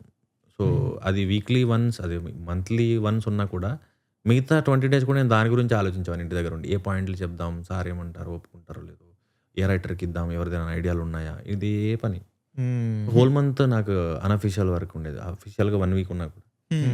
అలాగా తెలియకుండానే 16 అయిపోయింది, డబ్బులు వస్తున్నాయి. అప్పటివరకు నాటకం ఇవన్నీ సోకాళ్ళు ఇవన్నీ వర్క్స్ చేసినప్పుడు 4-5 వేలు కూడా వచ్చేది కాదు పర్ మంత్. బట్ ఇక్కడికి రాగానే 17-20 వేలు వస్తున్నాయి. సో నాతో పాటు ట్రావెల్ అయిన నా ఫ్రెండ్స్, నేను వర్క్ చేసే షోస్కి గెస్ట్లుగా వచ్చేవాళ్ళు. వాళ్ళు వచ్చినప్పుడు చాలా అన్కంఫర్టబుల్ ఉండేది, వెనక్కి వెళ్ళిపోయేవాడిని, లేకపోతే అక్కడి నుంచి వెళ్ళిపోయేవాడిని. నేను ట్రై చేస్తున్నాను కదా, ఎందుకు రావట్లేదు అనిపించే ఫీలింగ్ ఉండేది. సో 2019 జార్జ్ డెడ్ రిలీజ్ అయ్యాక ఎప్పుడైతే బిజీ అయ్యానో అప్పుడు ఇంకా షో వదిలేసాను. నాకు ఒక పర్సనల్ క్వశ్చన్ ఉందన్న, ఇది జస్ట్ ఒక అన్నలాగా అడుగుదాం అనుకుంటున్నాను అనమాట. నేను ఇప్పుడు ఐఎమ్ 29, సంవత్సరంలో 30. Okay, so there is this ఒక false thing about that number 30. అదేంటంటే 30 వచ్చేలోపు కొన్ని చేసేయాలి లైఫ్లో, ఈ సొసైటల్ స్టాండర్డ్స్ అనేవి కొన్ని ఉంటాయి. ఇవి ఉన్నప్పుడు మిమ్మల్ని ఎందుకు అడుగుతున్నానంటే, you are one of the persons who shined in your 30s వచ్చిన తర్వాత మీకు లైక్ కెరియర్ పరంగా కానీ ఒక స్టెప్ అప్ అయ్యింది 30sలో కదా.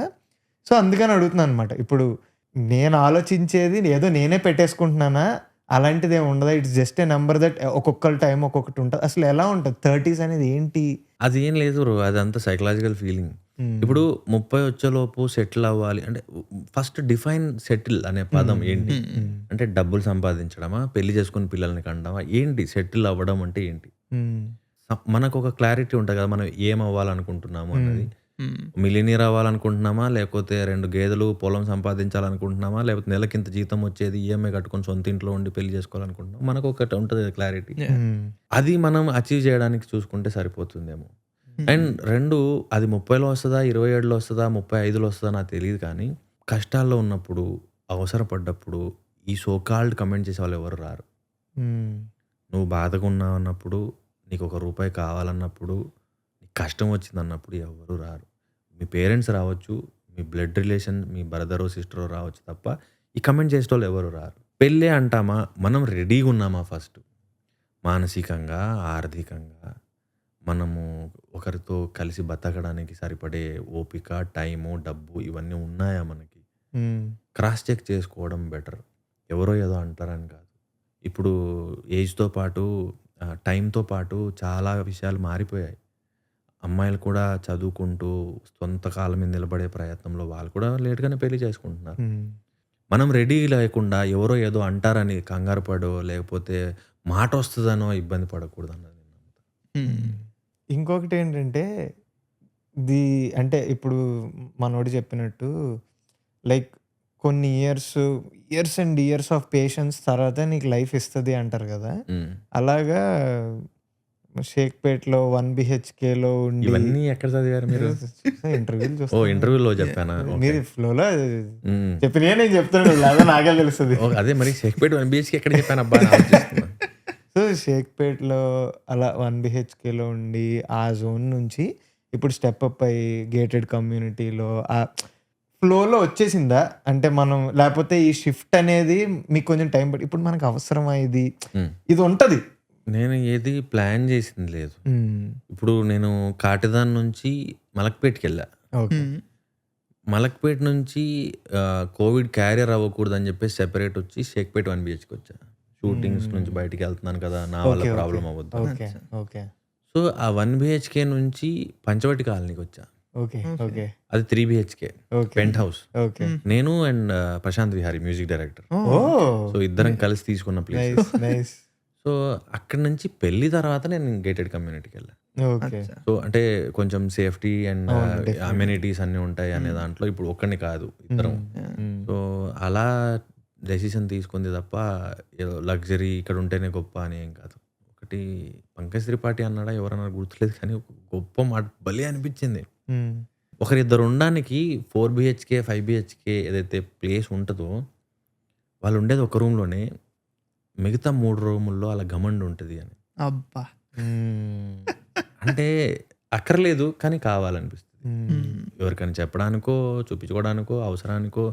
కానీ అది కరెక్టో రైటో రాంగో నాకు తెలియదు, కానీ నాకు ఇట్లా టప్ అని కొట్టినట్టు అనిపించింది నాకు అది. నువ్వు హ్యాపీగా ఉన్నావా? హ్యాపీనెస్ అన్నది వీటితో రాదు.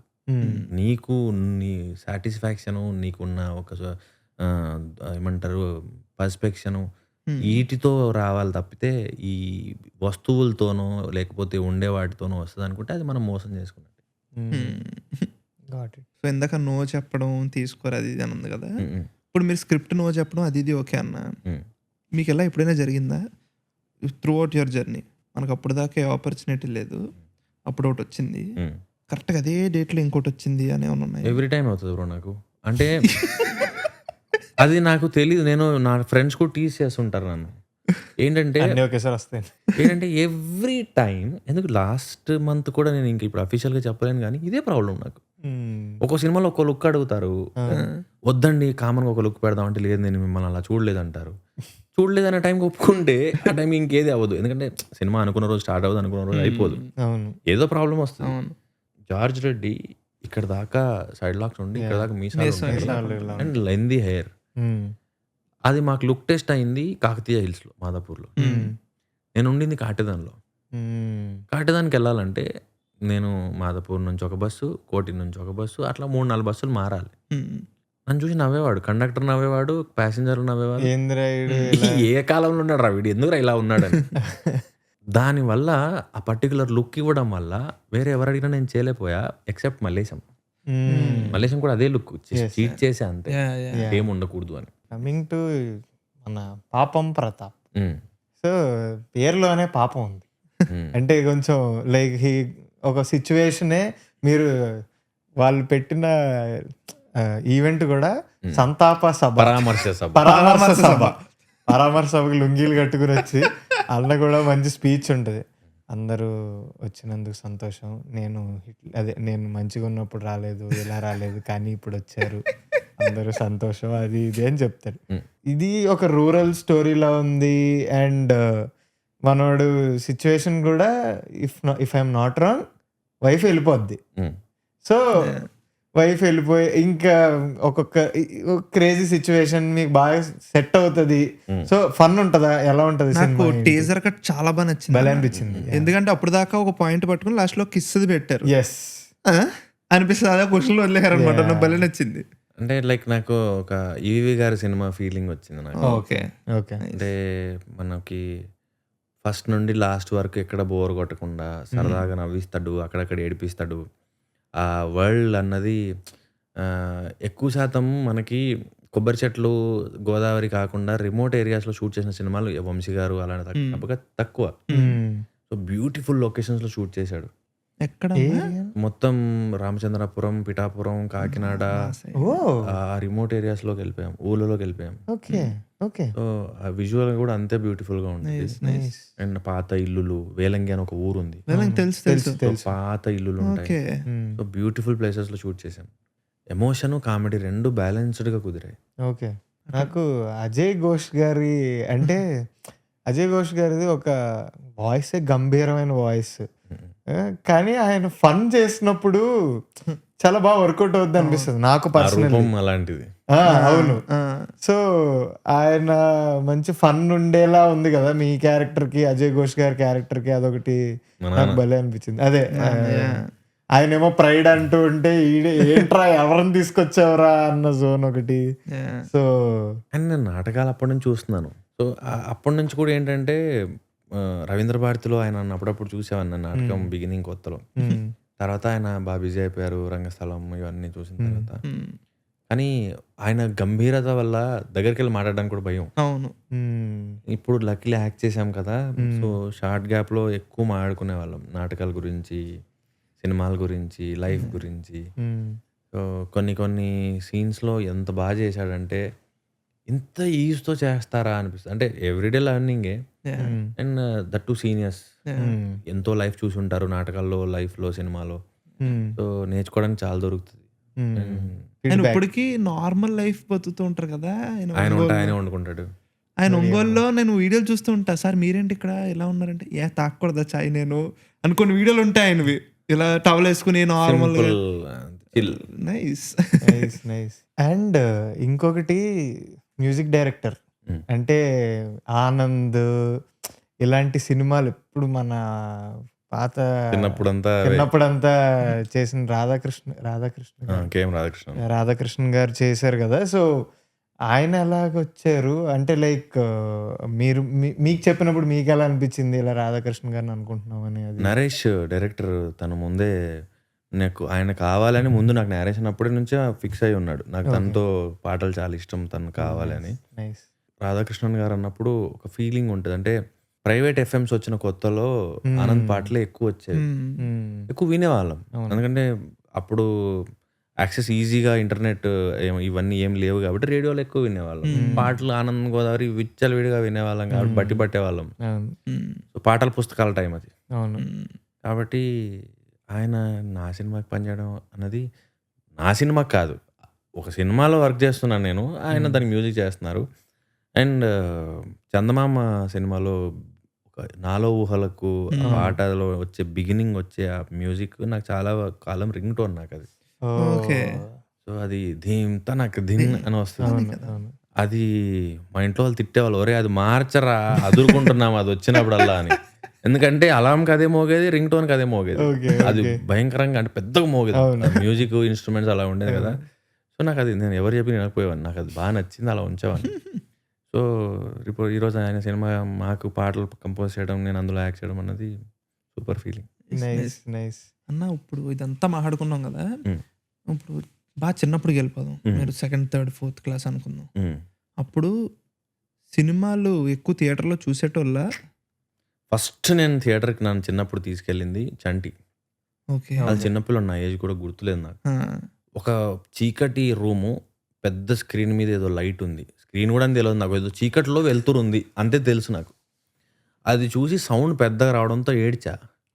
ఏడిస్తే సినిమా చూద్దామని మా ఊరు వాళ్ళు, మా ఇంటి పక్క వాళ్ళు, మా అందరూ వెళ్ళారు. ఒక అంకుల్ ఉన్నాడు, మా ఫ్రెండ్ వాళ్ళ డాడీ. ఆయనకి ఇచ్చారు, ఈయన బయటికి తీసుకెళ్ళాడు మమ్మల్ని సినిమా చూడనిట్లేదని. ఆయన నన్ను బయటికి తీసుకొచ్చి రోడ్డు మీద అంతా తిప్పుకుంటూ, బిస్కెట్లు కొనిచ్చుకుంటూ, అటు ఇటు తిప్పుకుంటూ, ఆయన సినిమా చూడలా, నేను చూడలే, ఆయన చూడనిలా. సో ఫస్ట్ ఎక్స్పీరియన్స్ చంటి. అసలు సినిమా అనేది అప్పటి నుంచే ఉందా అన్న, ఇటు సైడ్ వెళ్దాం అది చెప్పాను కదా, జాబ్ బోర్ కొడుతుంది. అదే కదా, అదే అప్పుడే సినిమా వైపు మళ్ళింది అంతే. ఫస్ట్ మనకి ఏం చేయకూడదో తెలుసు, దాని వల్ల ఏం చేయగలమో ఏం చెయ్యొచ్చో అని. ఏమైనా ఒక హీరో ఫేవరెట్ అలా ఏమైనా ఉండిందా? అలా ఏం లేదా? చిన్నప్పుడు బాలకృష్ణ గారి సినిమాలు ఎక్కువ చూసాను. అవునా? నైస్. అంతే, అది నరసింహనాయుడు, సమరసింహారెడ్డి, ఏ సినిమా వచ్చినా ఏంటంటే ఫైట్లు ఎక్కువ చూసేవాడిని నేను. ఓకే. అండ్ ఆ డైలాగ్లు, ఆ ఫైట్లకి బాగా ఎక్కువ అట్రాక్ట్ అయ్యేవాడిని. సేమ్ అన్న, నాకు లెజెండ్ అంటే చాలా ఇష్టం. అంటే మా దీనికి వచ్చేసరికి నాకు ఇవన్నీ మా ఛానల్లో అమ్మా పట్టుకొచ్చాడు లెజెండ్ అంటారు వెళ్ళినప్పుడు. I can understand. ఆ ఎడ్డనెలన్ భలే ఉంటుంది బాలయ్య బాబు చేసి. అండ్ తర్వాత ఒకసారి ఆది చూసా, ఆది ఎక్కేసింది. అప్పటి నుంచి నేను ఎన్టీఆర్ గారిని ఫాలో అవ్వడం మొదలుపెట్టాను. ఓకే. ఇంకా సింహాద్రి ఏదో వస్తే అది ఒక ఏదన్నా సినిమా బాగలేదు, యావరేజ్ అంటే కోపం వచ్చేది నాకు. అట్టెట్ట అంటావురా నువ్వు బాగాలేదని. సో అలాగా ఫ్యాన్, లోపల ఫ్యాన్ పెరుగుతూ. కలిసారు ఎప్పుడైనా ఎన్టీఆర్? తారక్ చూడలేదు కూడా ఎప్పుడు. మేనిఫెస్ట్ చేయండి అన్న, మంది ఇక్కడ ఏమన్నా అనుకుంటే జరుగుతుంది. సెట్ లో పనిలో కాలాలి మీరు పనిలో. హోప్ఫుల్లీ తొందరగా కావాలి. Nice nice. And coming back to పాపం ప్రతాప్ కూడా, అంటే మీకు ప్రీ వెడ్డింగ్ షో టైంలో మీకు అంటే ఆ సినిమాను ఇప్పుడు వెనక్కి తిరిగి చూసుకుంటే రీజన్స్ ఏమున్నా సరే వినిపించింది ఏంటి అంటే, చాలామంది ఇంత మంచి కంటెంట్ ఇంకా మార్కెట్ ప్రాపర్గా చేసుకుని ఉంటే ఇంకా ఎక్కువ మందికి రీచ్ అయి ఉండేది అని చాలా మంది చెప్పారు. అవ్వాల్సినంత హిట్ అదే అవ్వాల్సినంత రీచ్ అవ్వలేదు, ఇంకా చాలా రీచ్ అవ్వాలి ఇలాంటి సినిమా అని చాలా మంది చెప్పారు. మీరు దాని తర్వాత వస్తున్న నెక్స్ట్ అవుటింగ్ పాపం ప్రతాప్. సో దీనికి మీకు ముందే మైండ్ లో ఉంటది, మనం ఈసారి ఇంకా అసలు ఏం వదలకూడదు అన్న జోన్లో. నిన్న ఒక వీడియో వదిలేరు కదా, మార్కెటింగ్ ప్లాన్ అని. ఫస్ట్ టాప్ క్రియేటర్స్ తో చేయాలి. నేను ఫస్ట్ టైం తిరువీరన్న అలా చూస్తున్నా, అంటే ఒక వీడియో యూట్యూబ్ వీడియోలో డూయింగ్ మార్కెటింగ్. సో ఇది కూర్చున్నప్పుడు ఇలా ఇలా చెయ్యాలి. And also and I have to say this, ETV Win వాళ్ళు ముందే వదలరు. ఈటీవీ విన్ ఇంకా వాళ్ళ స్ట్రాటజీలు బాగుంటాయి.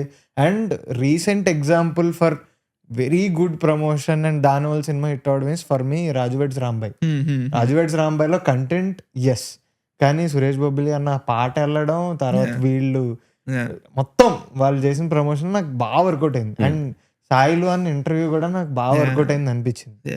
సో ఈటీవీ విన్ వాళ్ళు అసలే వదలరు. సో ఏంటి మరి ఎలా ఉంది మీరు, అంటే మీకు ఎంత ప్రమోషన్ చేయాలన్నా మీకు ఇదంతా కూడా కొంచెం కొత్త కదా, ఇంత ఎక్స్టెన్సివ్గా ప్రమోషన్ అనేది ఎంజాయ్ చేస్తున్నారా లేకపోతే కొంచెం జాబ్ లాగా ఉందా? అంటే నాకు ఫస్ట్ థింగ్ ప్రీ వెడ్డింగ్ టైంలో ఏదైతే కమెంట్ చేశారో కొంచెం బాధేసేది. తిరువీర్ తన సినిమాని మార్కెట్ చేసుకోలేకపోయాడు, ప్రమోట్ చేసుకోలేకపోయాడు. అంటే నేను యాక్టింగ్ ఎలా చేయాలో చదువుకొచ్చుకున్నాను తప్పితే మార్కెటింగ్ ఎలా చేయాలో చదువుకొచ్చుకోలేదు. ఇది వేరే సబ్జెక్ట్. ఇది అందంగా మాట్లాడడం, అట్రాక్టివ్గా రీల్స్ చేయడం, కామెడీ జనరేట్ చేయడం అన్నది స్క్రిప్ట్ లేకుండా ఓన్గా పాడ్కాస్ట్లకి రావడం. మేబీ అంటే నాకు కొంతమంది ఫ్రెండ్స్ ఉంటారు, అండ్ నా ఫ్రెండ్స్లో తక్కువ, అండ్ మామూలుగా గోదావరి నీళ్ళు పడ్డాయి అంటుంటారు. వాళ్ళు అలా ఒకగా జోక్స్ వేస్తూ ఉంటారు. అది మేబీ అందరికి రాదు. మేము మార్కెటింగ్ కూడా అందరి వల్ల కాకపోవచ్చు, మైక్ పట్టుకుంటే అంత అట్రాక్ట్ చేసేలా మాట్లాడడం అందరి వల్ల కాకపోవచ్చు. సో తిరిగి తన సినిమాని మార్కెట్ చేసుకోలేకపోయాడు అంటే నాకు తెలియట్లేదు ఎలా చేయాలో. నాకు చెప్పింది చేసుకుంటూ పోయా ప్రీ వెడ్డింగ్కి. ఎందుకంటే అంతకుముందు ఎప్పుడు నా మీద ఏ ప్రెషర్ లేదు. ప్రీ వెడ్డింగ్కి ఫస్ట్ టైం కొత్త ప్రొడ్యూసర్ ఏం చేయాలో తెలియనప్పుడు డిజిటల్ వాళ్ళు ఏం చెప్తా చేసుకుంటూ పోయా. కొంతవరకు నేను అబ్జెక్ట్ చేసా కూడా, నాకు ఇది నచ్చట్లేదని, ఇది కనెక్ట్ అవ్వట్లేదని. పాపం ప్రతాప్కి వచ్చేసరికి ఏంటంటే నాకు తెలియనప్పుడు తెలిసిన వాళ్ళకి వదిలేద్దామని ఫిక్స్ అయిపోయా. ఏం చేయాలి చెప్పండి, నేను చేస్తాను. మరీ నాకు అభ్యంతరకరంగా అనిపిస్తుందని నేను చెప్తాను, అంతమించి మీరేం చెప్పినా నేను చేస్తాను. సో ఈసారి వాళ్ళకి సరెండర్ అయ్యా నేను. నాకు తెలియనప్పుడు తెలుసుకుంటా, నేర్చుకుంటా. ఇప్పుడు నేర్చుకుంటా, నెక్స్ట్ సినిమాకి అప్లై చేయడానికి నాకేమైనా నేర్చుకోవడానికి దొరుకుతుందేమో. So maybe it's kind of నేను మెడికల్ ప్రాక్టీషనర్ లాగా ఇప్పుడు. మీరు చెప్పండి, నేను చేస్తాను. ఇవి నెక్స్ట్ టైం అప్లై చేస్తాను. ఓకే. మీకు ఇంటర్వ్యూకి వెళ్ళడం అది ఎలా అంటే ఉంటుంది? నాకు నచ్చదు. అంటే నా గురించి చెప్పుకోవడం, ప్రతిసారి చెప్పిందే చెప్పడం. ఇంకా ఏం చెప్తాం, ఇప్పుడు మీకే తెలిసింది షేక్పేట 1 BHKలో ఉన్నాను. ఇంకా అది అంటే అన్న నేను దానికి కూడా నాకు రీజన్ ఉందన్న. ఇప్పుడు షేక్పేట్ 1 BHKలో ఉన్నాను అన్నది ఎంత రీచ్ అయింది అంటే లేదని చెప్తా అన్న. ఎందుకు అంటే మీరు సినిమా టైంలో ఇచ్చే ఇంటర్వ్యూస్కి అదొక థింగ్ అన్న. నాకు పర్సనల్లీ ఏంటంటే సినిమా ఇంటర్వ్యూస్ అనేది జనాల్లో ఒక పర్సెప్షన్. మనిషి తెలియట్లేదు మనకి, సినిమా గురించి చెప్తున్నారు, ఓకే రీల్స్లో చూద్దాము, రీల్స్లో చూస్తే సరిపోద్ది కదా అనేది ఒక పర్సెప్షన్. కానీ మనిషి తెలియాలి అంటే మాత్రం ఇప్పుడు అదొక 20వ నిమిషం 30వ నిమిషం మీరు చెప్పింది అంత దూరం వెళ్ళట్లేదు జనాలు. సో చెప్పాలి, తప్పదు, చెప్పిందే అనేది నాకు అనిపిస్తూ ఉంటుంది. అంటే పర్సనల్ నా ఫీలింగ్ ఏంటంటే కొంతమంది డిజిటల్ వాళ్ళు వీళ్ళు చెప్తూ ఉంటారు కదా, ప్రేక్షకులు కానీ లేకపోతే మీ వర్క్ ఇష్టపడే వాళ్ళు కానీ మోర్ మీ పర్సనల్ లైఫ్ తెలుసుకోవాలనుకుంటూ ఉంటారు. వాళ్ళకి ఇంట్రెస్ట్ ఉంటుంది, క్యూరియాసిటీ ఉంటుంది. నాకు ఎందుకు అది చెప్పాలనిపించదు. పర్సనల్గానే ఉండడం బెటర్ అనిపిస్తుంది. అయితే చాలా ఇబ్బంది పెట్టాం మిమ్మల్ని. అలా ఏం లేదు బ్రో, ఎందుకంటే నేను ఇప్పటికీ జార్జ్ రెడ్డి అప్పటి నుంచి ఇంటర్వ్యూస్ ఇస్తున్నాను కదా, అన్నిట్లో చెప్పా నా పేరు తిరుపతి రెడ్డి అని, నేను నాటకాలు వేసానని, రేడియో చేశాను, అసిస్టెంట్ డైరెక్టర్ అని. నాకు తెలుసు ఇంటర్వ్యూకి వస్తే ఏమడతారో కూడా నాకు తెలుసు. నేను వాళ్ళకంటే ముందు నేనే చెప్పేస్తా వీళ్ళు ఏమేమి అడుగుతారని. ఎక్సెప్ట్ రిలీజ్ అవ్వబోయే సినిమా గురించి తప్ప మిగతాదంతా వికీలో ఉంటుంది, యూట్యూబ్లో ఉంటుంది, అన్ని చోట్ల నా గురించి ఇన్ఫర్మేషన్ ఉంది. కొత్తగా చెప్పడానికి ఏమి ఉండదు. కాబట్టి ఇది ఒక ఆచారం, ఆనవాయితీ లాగా. ఓకే ఈరోజు సాటర్డే, ఓకే ఈరోజు గుడికి వెళ్ళాలి, అక్కడ బొట్టు పెట్టుకోవాలి, బయటకు వచ్చి అక్కడ ప్రసాదం ఇస్తారు, ఓకే బయట ఎవరైనా అడుక్కునే వాళ్ళు ఉంటే ఒక 10 రూపాయలు ఇవ్వాలి, ఇంటికి వచ్చేయాలి, ఓకే ఇది రూల్, ఇది ఆచారం, ఓకే నెక్స్ట్ ఇప్పుడు ఈ సినిమా వస్తుంది, ఎన్ని ఇంటర్వ్యూలు, ఎక్కడికి వెళ్ళాలి, ఓకే నేను నాటకం వేసేవానండి, నేను వచ్చాను. ఇది కావాలి, అలవాటు అయిపోయింది నాకు. Are you finding podcast any different? అంటే ఇంటర్వ్యూలో మోర్ ఏమంటారు, డిసిప్లిన్డ్గా చెప్పండి ఎలా ఉన్నారు, ఓకే మీరు ఇప్పుడు అక్కడి నుంచి ఇక్కడ వరకు వచ్చారు, ఇలాగా మోర్ డిప్లొమాటిక్గా ఉంటాయి. పాడ్కాస్ట్లు ఏంటంటే ఒళ్ళో పిల్లో పెట్టుకోవచ్చు, టీ తాగుతూ మాట్లాడుకోవచ్చు, మోర్ క్లోజ్ రావచ్చు మనిషికి. ఇవి కొంచెం నాకు కంఫర్టబుల్ ఉన్నాయి. ఈరోజు ఇబ్బంది ఏం పడలేదు కదా బ్రో. నేను చెప్పాను కదా, మెనూ మొత్తం చెప్పా. మీరు వచ్చినప్పటి నుంచి ఏమేమి క్వశ్చన్లు అడుగుతారో నాకు మొత్తం తెలుసు. పేపర్ లీక్ అయ్యాక నాకేం భయం బ్రో. సర్ప్రైజ్ చేసి question out of the syllabus వస్తుందంటే కంగారు పడాలి అసలు. అయితే ఓకే, నాకు ఇంకో క్వశ్చన్ ఉంది. ఇప్పుడు మీరు అంటే ఇది డైలెక్ట్స్ నేర్చుకోవడం అనేది యాక్టర్కి ఒక ఇంట్రెస్టింగ్ జాబ్ అది. అంటే ఇప్పుడు మీరు ప్రీ వెడ్డింగ్ షోలో మీరు పెరిగిందంతా కాటుదని అంటే full Telangana, proper Telangana. And అందులో కూడా మన ఓల్డ్ సిటీ పరేషాన్ సినిమాలోని వాటిల్లోని కూడా ఇంకా ప్రాపర్ రూటెడ్ అన్టచ్డ్ స్లాంగ్ మాట్లాడతారు. కొన్ని నాకు అర్థం కూడా అవ్వాల, కానీ నాకేంటంటే నాకు తెలుసుకోవడం ఇష్టం. ఇది ఏదో వర్డ్ వాడారో అదేంటి అనేది నేను నాలాంటి వాడికి తెలుసుకోవడం ఇష్టం. ఓకే, మీరు పలాస చేయడం వల్ల మీకు ప్రీ వెడ్డింగ్ షోకి హెల్ప్ అయింది అనేది కూడా చెప్పారు మీరు. అలాగా ఇప్పుడు ఏదో ఇంకా ఏమన్నా ఎలా నేర్చుకుంటున్నారా కొత్త? ఇప్పుడు ప్రస్తుతం కొంచెం పల్నాడు డైలెక్ట్ కొంచెం నెక్స్ట్ సినిమా వల్ల ఒకటి అది చూస్తున్నాను. అండ్ పాపం ప్రతాప్ కోసం నేను తూర్పుగోదావరి డైలెక్ట్ కొంత ప్రాక్టీస్ చేశాను. కానీ తర్వాత వాళ్ళు కొంచెం న్యూట్రల్ వెళ్ళారు. కానీ షూట్ చేసినంత మాత్రం డైలెక్ట్ లోనే షూట్ చేశాం. సో అది కొంచెం నేర్చుకోవడానికి వచ్చింది. అంటే నాకు బాగా నచ్చింది ఏంటంటే బేసిక్గా ఒక ఓవర్ వ్యూ ఏముంటుందంటే అందరికీ తూర్పుగోదావరి అటేపు అంటే ఏండే ఎప్పుడు వచ్చారండి ఉన్నారా ఇలా అంటారండి, ఇది కాదు మాది అన్నాడు ఏడి. నాకు చాలా అంటే ఒకటి చెప్పారు ఇలా అనిపించింది నాకు. తెలంగాణ అంటే ఏంది బాయా, ఇదేంది ముచ్చట ఇది అంటారు, కానీ ఇది కాదు. సేమ్ వే నాకు అతను చెప్పినప్పుడు చెప్పండి మీరు నాకు నచ్చింది, మీరు ఏం చెప్పాలో చెప్పండి, ఎలా పలకాలో చెప్పండి అని.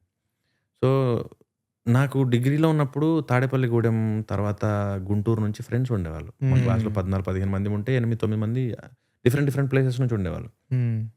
వాళ్ళతో నేను ఫ్రెండ్షిప్ చేసిన తర్వాతే పైసల నుంచి డబ్బు అనే పేరు మారింది నాది. ఓకే. డబ్బులు, ఇంటికి వెళ్ళి డబ్బులు కావాలి, డబ్బులా అబ్బో. సో అక్కడి నుంచి మారుతూ వచ్చింది. మ్మ్. అండ్ మోర్ న్యూట్రల్ అయింది భాష. నేను రెండు మాట్లాడతా. ఇప్పుడు ఇట్లా వస్తే ఇట్లా మాట్లాడతా, మళ్ళీ ఫ్రెండ్స్ కలిసినప్పుడు, ఫ్యామిలీ కలిసినప్పుడు ఏంది గీదాకా పోయి వచ్చినట్టు, ఇప్పుడే వచ్చినట్టు, మళ్ళీ ఆటోమేటిక్ మారిపోద్ది. ఓ. అది ఉంది. ఓకే. ఇవి కానీ డైలెక్ట్లకు వచ్చినప్పుడు, పర్టికులర్ రాయలసీమ, ఉత్తరాంధ్ర, ఈ పర్టికులర్ జిల్లాలకు సంబంధించి డైలెక్ట్ వచ్చినప్పుడు మాత్రం చాలా ఇంట్రెస్టింగ్గా అనిపిస్తుంది. నేర్చుకోవడం కూడా ఛాలెంజింగ్గా అనిపిస్తుంది. మ్మ్. అంత ఈజీ కాదు. అండ్ నేను కూడా ఇంకో పాడ్కాస్ట్లో చెప్తూ ఉండే ఏంటంటే, భాష మీద పట్టు లేనప్పుడు వాళ్ళ జీవ భాషను మనం అవమానించకూడదు, రాకుండా మాట్లాడి. మ్మ్. అది ఏ ప్రాంతం అయినా రానప్పుడు నేర్చుకోవాలి, లేదా న్యూట్రల్ చేసేయాలి. మ్మ్. వచ్చి రానిది హ్యూమిలియేట్ చేసినట్టు మాట్లాడకూడదు. మ్మ్. నాకు అది ఈవెన్ నేను తెలంగాణ నుంచి ఉన్నాను. మ్మ్. తెలంగాణ భాషని ఎవరైనా ఎబ్బెట్టుగా చెప్తే నాకు చెవుల్లో సీసం పోసినట్టు ఉంటుంది. నాకు అనిపించినప్పుడు రాయలసీమ వాళ్ళకి, ఉత్తరాంధ్ర వాళ్ళకి కూడా అదే అనిపించి ఉండొచ్చు. సో కేర్ తీసుకుని నేర్చుకుని చెప్తే సూపర్. మ్మ్. కానీ ఏదో వాడుతున్నాం కొత్తదనం కోసం అనిపిస్తే, పలాసలో నాకు ఇప్పటికీ రిగ్రెట్ ఉంది. నేను ఇంకా బెటర్ చేసి ఉండాల్సిందే. మ్మ్. నాకు అప్పుడు జార్జ్ రెడ్డి ప్యారల్ చేస్తుండే, కూర్చున్నాను, నేర్చుకుంటున్నాను. మార్కెట్లో వెళ్ళి కూర్చునేవాడిని, టీ స్టాల్ దగ్గర, బజ్జీల బండి దగ్గర వెళ్ళి కూర్చునేవాడిని. వాళ్ళు ఏం మాట్లాడుతున్నారని, ఎలా మాట్లాడుతున్నారని రికార్డ్ చేసుకునేవాడిని. బట్ స్టిల్ నేను దాన్ని జస్టిస్ చేయలేదు 100% అన్నది నా ఫీలింగ్. అండ్ నాకు ఎప్పుడు ఆ ప్రాంత వాళ్ళకి నేను సారీ చెప్పాలన్నట్టే ఉంటుంది. నాకు సారీ, నా వల్ల మీరు హర్ట్ అయి ఉంటే అని. మ్మ్. Got it. మీరు ఇప్పుడు ఇండస్ట్రీలో నియరింగ్ డెకేడ్ ఆల్మోస్ట్. సో ఇంత ఇదిలో దెర్ ఆర్ 2 things కదా, ఫేమ్, రెస్పెక్ట్ అని 2 ఉంటాయి. మీకు ఏది ఇంపార్టెంట్? ఫేమ్ అన్నది ఒక రకమైన అంతు లేదు, మ్మ్. ఎక్కడ సాటిస్ఫాక్షన్ ఉండదు. అది సముద్రం అంటారా, ఆకాశం అంటారా, పోతున్న కొద్దీ ఇంకేదో కావాలి, ఇంకెక్కడో ఉంది అనిపించి అది ఎత్తుక్కోవడంలోనే సరిపోద్ది. రెస్పెక్ట్ అన్నది ఎనీ డే కావాలి. మ్మ్. అది ఒక జూనియర్ ఆర్టిస్ట్ అవ్వచ్చు, క్యారెక్టర్ ఆర్టిస్ట్ అవ్వచ్చు, హీరో, విలన్, ఒక లైట్ బాయ్, ఒక ప్రొడక్షన్ బాయ్, లైట్ మ్యాన్, ఎవరైనా అయి ఉండొచ్చు. ఫస్ట్ ఒక హ్యూమన్కి ఇచ్చే రెస్పెక్ట్ ఇవ్వాలి.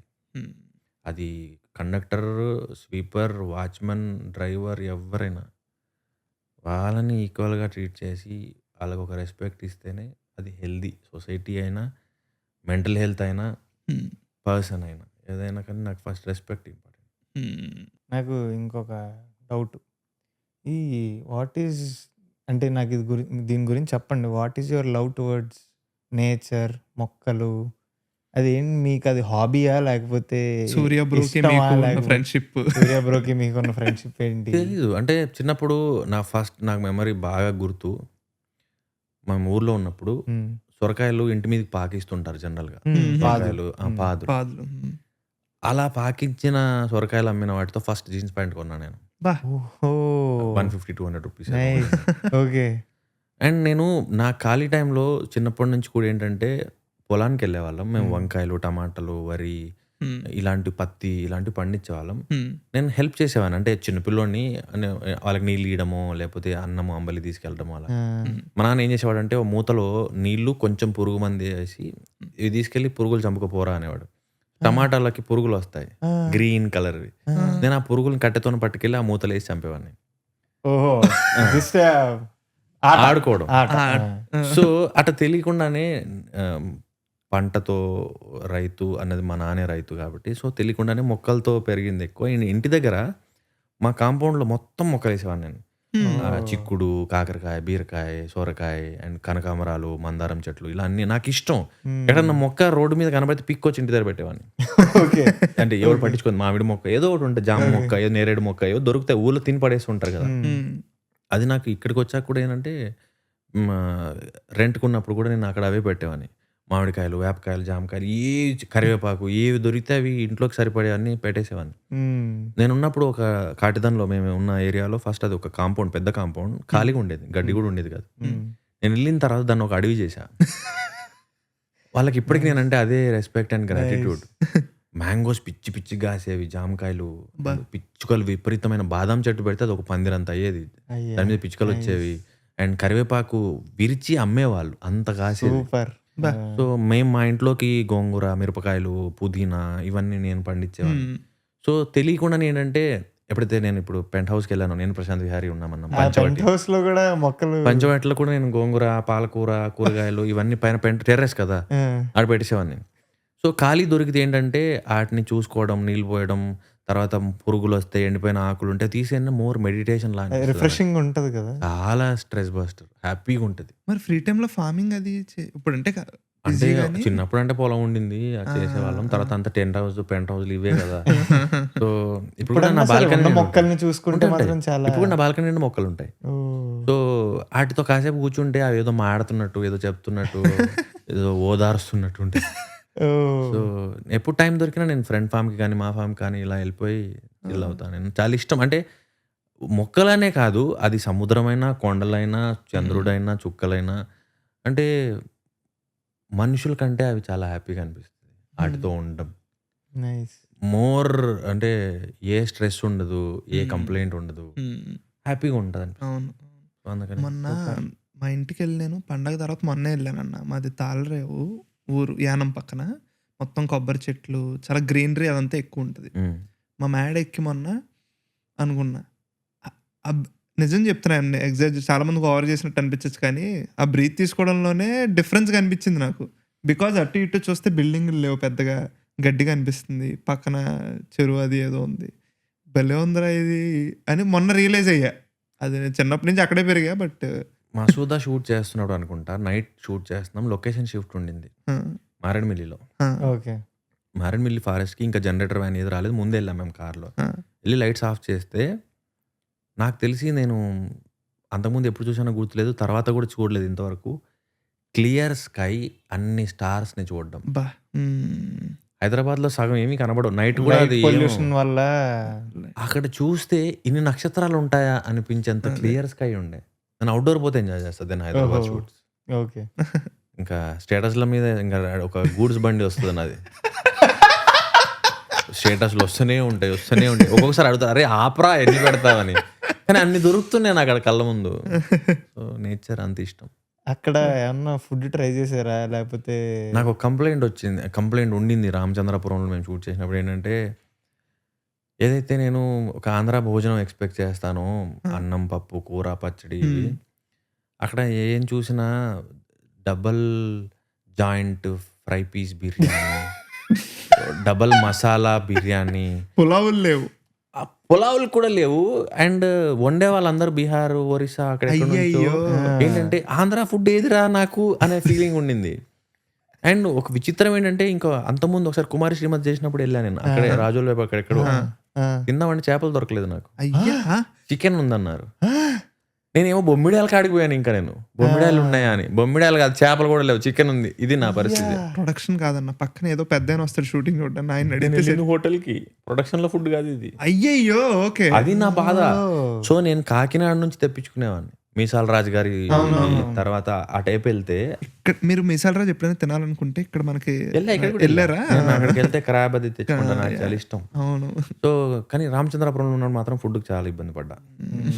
అటు మళ్ళీ పిఠాపురం, కాకినాడ ఆ టైప్ వెళ్తే ఆప్షన్స్ ఉండే, కానీ ఇక్కడ నడుచుకుంటూ వెళ్ళినా కూడా అదే double egg, double masala, joint బిర్యానీలు ఇవే ఉండే. నాకు తెలిసి వాళ్ళందరూ అవి ఇంట్లో వండేసుకుంటారు కదా, బోర్ కొట్టినప్పుడు బయటికి రావడానికి డబల్ మసాలా తింటారు అనుకుంటా, మేబీ. కరెక్టే. అండ్ స్వీట్స్ దొరికేవి. అవునా? అది భక్తాంజనేయ అని షాప్స్ ఉంటాయి.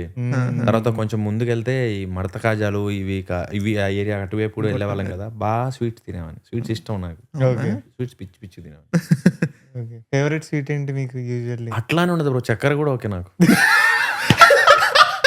అన్న ఒకసారి షేక్ అండ్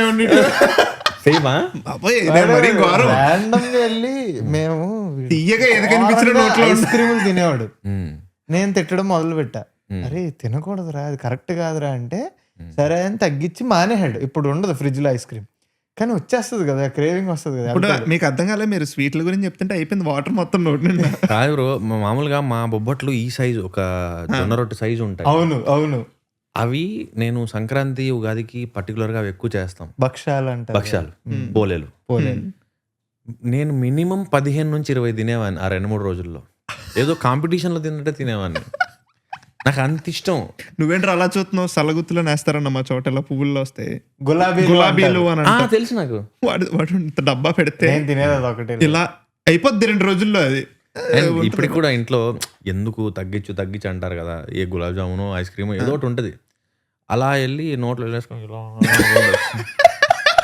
And నాకు బాగా గుర్తు, ఒక టాస్క్ ప్రాక్టీస్ చేసేవాడిని నేను. కొబ్బరి గోళీలు, నిమ్మ పులుసు గోళీలు దొరికేవి చిన్నప్పుడు. నిమ్మ పులుసు అంటే ఆరెంజ్ కలర్ లో ఉండేది, అది కొబ్బరి. క్లాస్ లో సార్కు దొరకకుండా తినడం ఎలా, అండ్ నోట్లో పెట్టుకొని మాట్లాడుతూ దొరకకుండా ఎలా. ఒకటి పైన పైన పెట్టాలి, లేదా నాలుగు కింద పెట్టి నాలుకని పెద్దగా లేపొద్దు, పైకి కవర్ చేయాలి. సో ఇలా అంటే ఇక్కడ పెడితే దొరికిపోతాం. సో అది కూడా ప్రాక్టీస్ చేసాను, మాస్టర్ చేశాను కొంతకాలం తర్వాత. అదేంటన్నా మరి హీరోలు అంటే షుగర్లు కట్ చేయలేదు అంటారు. మరి హీరోలు అంటే అన్నారు కానీ నేను ఎప్పుడు అనుకోలేదు. నేను యాక్టర్ అవుదాం అనుకున్నా కానీ హీరో అవుదాము, ఈ ఫిజిక్ మెయింటైన్ చేద్దాం, 6 ప్యాక్ ఉండాలి, అందంగా కనబడాలని నేను ఎప్పుడు అనుకోలే. ఫస్ట్ నేను హ్యాపీగా ఉండాలి, తర్వాత నేను హ్యాపీగా ఉంటే డైటింగ్ అది అవ్వదు బ్రో నాతో. అంటే నిష్టగా ఉందామని ట్రై చేస్తా. ఏమన్నా ఇప్పుడు మీ పార్ట్నర్ కూడా ఆపుతుంటది కానీ దొంగతనంగా చేస్తూ అదే అన్నారు కదా అలాగే. అంతెందుకు బ్రో, షుగర్లు టీలు కట్ చేస్తా, కాఫీలు కట్ చేస్తా, అసలు నేను ఏం చేయకూడదు, షుగర్ ఏమున్నా నాకు ఈకండి అని నా స్టాఫ్కి చెప్తా. నేను అడిగినా గొడవ పెట్టినా కూడా నాకు ఈకండి అని చెప్తా. సాయంత్రానికి హల్వానో ఏదో తెస్తారు, సమోసాతో పాటు, లేకపోతే జిలేబియో ఏదో వస్తుంది, అది ఇలా వెళ్తూ ఉంటుంది కన్ను అన్నప్పుడు. మా అన్న పాపం, అన్నకు స్వీట్లు అంటే ఇష్టం కదా, ఒకటి ఇచ్చేసి పర్లేదంట. ఇంకా అది ఒకటితో ఆగదు. సో కంట్రోల్ చేయడం అంత ఈజీ కాదు. మీ కంఫర్ట్ ఫుడ్ ఏంటన్నా ఈరోజు? అంటే మీరు చాలా రోజులు అవుట్డోర్ వెళ్ళారు, అక్కడ మంచి ఫుడ్ దొరకలేదు, ఇంటికి వచ్చారు, 10 days 15 days తర్వాత ఇంటికి వచ్చారు. అప్పుడు ఫస్ట్ ఏం తింటారు మీరు? ఫస్ట్ నాకు 365 days పెట్టినా తింటాను గోంగూర. గోంగూర విత్ ఎనీథింగ్ ఆర్ ఓన్లీ గోంగూర? అంటే గోంగూర పచ్చడి అని మేము గోంగూర వండుతాం. అంటే గోంగూర ఎలా వండుతామంటే, ఆకులు అన్ని తెంపేసి కడిగేసి కుక్కర్లో వెల్లిపాయలు, మెంతులు, శనగపప్పు, నీళ్లు పోసి, మిరపకాయలు, ఉప్పు వేసి ఉడకబెడతాం, పసుపు వేసి, దాన్ని రుబ్బి అలా తింటాం. పచ్చడి అవుతుంది అది? పచ్చడి అవుతుంది, కూర అవుతుంది. కూర అవుతుందా? ఓకే ఓకే, నాకు చాలా ఇష్టం. ఓకే. అండ్ పచ్చడి వేరు, రోటి పచ్చడి లా చేయడం. అండ్ గోంగూర పప్పు కూడా చేస్తారు. అవునవును. సో ఈ గోంగూర ఏ ఫామ్ లో ఉన్నా ఓకే, బెండకాయ ఏ ఫామ్ లో ఉన్నా ఓకే. సో ఈ రెండు 365 days ఎవ్రీ మీల్ లో పెట్టినా ఓకే నాకు. బెండకాయ రొయ్యలు తిన్నారు? అదే బెండకాయ అక్కడే తిన్నా, ఆంధ్రాలోనే తిన్నా, నచ్చిందా? నాకు నచ్చింది. అండ్ మునక్కాయ రొయ్యలు పెట్టా, అది బాగుండేది. సో కాంబినేషన్స్ చాలా ట్రై చేశా, ప్రొడక్షన్ లోనే ఎక్కువ ట్రై చేశాను. హోటల్స్ అక్కడ నాకు హోటల్ రామచంద్ర, కానీ రకరకాల కాంబినేషన్స్, నేను మునక్కాయ గుడ్డు, సో వెరైటీ అన్ని ట్రై చేశాను. ఇవన్నీ అమ్మ చేస్తూ అన్నమాట. సీ ఫుడ్ నేను బాగా తర్వాత ఎక్స్ప్లోర్ చేసిన తర్వాత బాగా నచ్చింది ఏంటంటే రొయ్యలు, క్రాబ్ అండ్ చేపలు. చిన్నప్పుడు నాకంత, మా దగ్గర వాటర్ ఎక్కువ ఉండదు కాబట్టి నాకు తెలీదు. అండ్ చేపలు తినాలంటే పెద్ద యుద్ధం. అమృతం చూస్తూ నాన్ వెజ్ తినడం అన్నది, అది ఒక ప్లేట్లో అన్నం చికెన్ ఉండాలి, టీవీలో అమృతం రావాలి, ఇది రూల్. సో అప్పుడు కరెంట్ పోయినా సిరాకు, చికెన్ లేట్ అయినా సిరాకు. సో సెట్ చేసుకొని పెట్టుకోవాలి. అలాంటిది చేపలు పొరపాటున వండితే అమృతం అయిపోయి గంట అయినా కూడా ఆ చేపలు ఒలవడంలోనే సరిపోయేది నాకు. అది చెప్పేవాళ్ళు, ముళ్ళు గొంతులు ఇరుగుతుంది, చచ్చిపోతారు, ఇలా చెప్పడంతో దాన్ని నొక్కి దాన్ని పిండి చేసి పిప్పి చేసి ఉందో లేదో చెక్ చేసుకొని తినడానికి ఓపిక అంతా అయిపోయింది. ఈ చేపలు వద్దులే. పాపం మా పేరెంట్స్ ఒలిచిపెట్టినా కూడా ఏమో ఇందులో ముళ్ళు ఉంది ఎవరికి తెలుసు అని మళ్ళీ దాన్ని నొక్కి చూసి, ఇప్పుడు కొంచెం బెటర్ అయింది, ఈజీగా తినగలుగుతాం. మీ ఫేవరెట్ ఫిలిమ్స్? మీరు సత్యం శివం మీకు చాలా ఇష్టం. సత్యమే శివం, అన్బే శివం. సో ఇలాగ ఏమన్నా సినిమాలు ఉన్నాయా that you want to suggest, ఎలాంటి చూడాలి, లేకపోతే నాకు ఇష్టం అని చెప్పే సినిమాలు ఏమన్నా? అమృత చూసా. అమృత నేను అందరికి, అదే నాకు పర్సనలీ ఫేవరెట్ ఫిల్మ్. పిచ్చి నాకు ఆ సినిమా అంటే. అది ఇద్దరు మాస్టర్ క్లాస్, అది యాక్టింగ్ సంబంధించి అదంతా తోపు పర్ఫార్మెన్స్ చేశారు, క్రేజీ అసలు. నాకు మణిరత్నం గారి సినిమాల్లో ఇరువురు ఫస్ట్. అండ్ సత్యమే శివం, సత్య, అండ్ చాలా ఫిల్మ్స్ ఉన్నాయి. అంటే ఇవి ఎన్నిసార్లు వచ్చినా చూద్దామని. అండ్ నువ్వు నాకు నచ్చావు, అదేంటో ఒక రకమైన అది అడిక్షన్. అవును, ఎంత చూసినా బోర్ కొట్టదు. అండ్ మల్లీశ్వరి అట్లాగా ఈవెన్ పాత ఫిల్మ్స్ కూడా ఉన్నాయి. నాకు పెద్దరికం అని ఒక సినిమా ఉంటుంది ఓకే జగపతి బాబు గారిది. ఇది ఎవరో చెప్పారా? పెద్దరికంలో ఇలా 5 మంది అన్నదమ్ములు ఉంటారు, హీరోయిన్ ని పెళ్లి చేసుకో, ఇది భలే ఉంటుంది. అది హిందీలో మళ్ళీ హల్చల్ అని హిందీలో రీమేక్ చేశారు. ఓకే. అది ఎన్నిసార్లు చూసామని అండ్ మాతృదేవోభవ ఓకే ఇవన్నీ అప్పట్లో వీసీపీ క్యాసెట్లు తెచ్చుకొని రోజులు ఇవి నిన్న పిల్లాడ వీసీపీ ఇవన్నీ. కానీ ఈ సినిమాలు మాత్రం ఎక్కువసార్లు అండ్ సముద్రం, అంతఃపురం ఇలాగా ఒక్కొక్క డైరెక్టర్ పేరు చెప్తా, ఒక సినిమా పేరు చెప్తా, మీకేంటంటే కష్టం. కానీ అట్లాగా విపరీతంగా చూసిన సినిమా అయితే అమృత. ఓకే నేను ఇప్పటికీ చూస్తాను. మీరు ఇప్పుడు చెప్పిన సినిమాల్లో నాకు 2 చోట్ల మీరు ఇలాంటివి చేస్తే బాగుంది అనిపించింది. ఒకటి అంతఃపురంలో జగపతి బాబు గారి క్యారెక్టర్, అండ్ ఇంకోటి సత్యాలో జేడి చక్రవర్తి క్యారెక్టర్ అన్న. ఇప్పుడు మనకు అలాంటి అందులో అది కమర్షియల్ సినిమా, మనోడు గ్యాంగ్స్టర్ బట్ రియల్ ఉంటాడు, తెలుసు సత్య మనలో ఒకడు అన్నట్టు ఉంటాడు. యూజువల్లీ గ్యాంగ్స్టర్ అంటే స్లో మోషన్ అలా ఉంటుంది కదా. నేను జగపతి బాబు గారి పేరు చిన్నప్పుడు అది సినిమా చూసి చాలా రోజులు ఆయన పేరు సారా వీర్రాజు అనుకునేవాడు. అవును సో నేను టక్ జగదీష్ చేసినప్పుడు చెప్పాను, సార్ నాకు మీ సినిమాలో అంతఃపురం అండ్ సముద్రం నాకు పిచ్చి సార్ అని. అండ్ షారుఖ్ ఖాన్ ఒక స్టేట్మెంట్ ఇచ్చాడు, నేను అతనిలా చేయలేకపోయానని. అవును ఇంకా కిక్కిస్తుంది, సెలబ్రేట్ చేసుకోవాలనిపిస్తుంది. మా యాక్టర్ బాగా చేశాడు. వెన్ కింగ్ ఒక రీల్ చూసా, when king himself bird on, మనం ఇంకా ఆ రీల్ కూడా పెట్టారన్న, పైన ఆయన కింద జగపతి బాబు గారిది పెట్టి మజా వస్తుంది, కిక్ వస్తుంటది చూస్తుంటే ఆయన చేస్తుంటే. నాకు అలా ఇప్పటికీ నేను బెంగళూరులో అది చదువుకుంటున్నప్పుడు అక్కడ నా బెస్ట్ ఫ్రెండ్ ఉంటాడు చింతనండి, వాడు అక్షయ్ కుమార్ పెద్ద ఫ్యాన్. నేను వాడి ముందు తొడగొట్టేది రౌడీ రాథోడ్ దగ్గర. విక్రమార్కుడు ఎవరు చేయలేరు, ఎవరి వల్ల అవ్వదు. అన్ని లాంగ్వేజ్లో అందరూ ట్రై చేశారు, అందరు చేశారు. Most remade film but still రవణ చేసినట్టు నో. అక్షయ్ కుమార్ 800 కోట్లైనా పెట్టని అవ్వదు.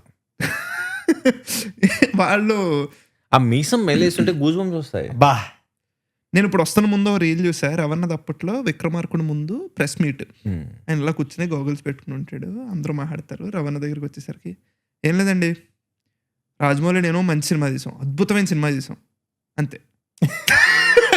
కాన్ఫిడెన్స్. నాకు ఇప్పటికీ చిన్నప్పుడు నాకు తెలిసి రీల్ అరగొట్టేసిన సినిమాల్లో ఛత్రపతి ఒకటి, విక్రమార్కుడు ఒకటి, హిందీలో క్రిష్ ఒకటి, ధూమ్ అయ్యి.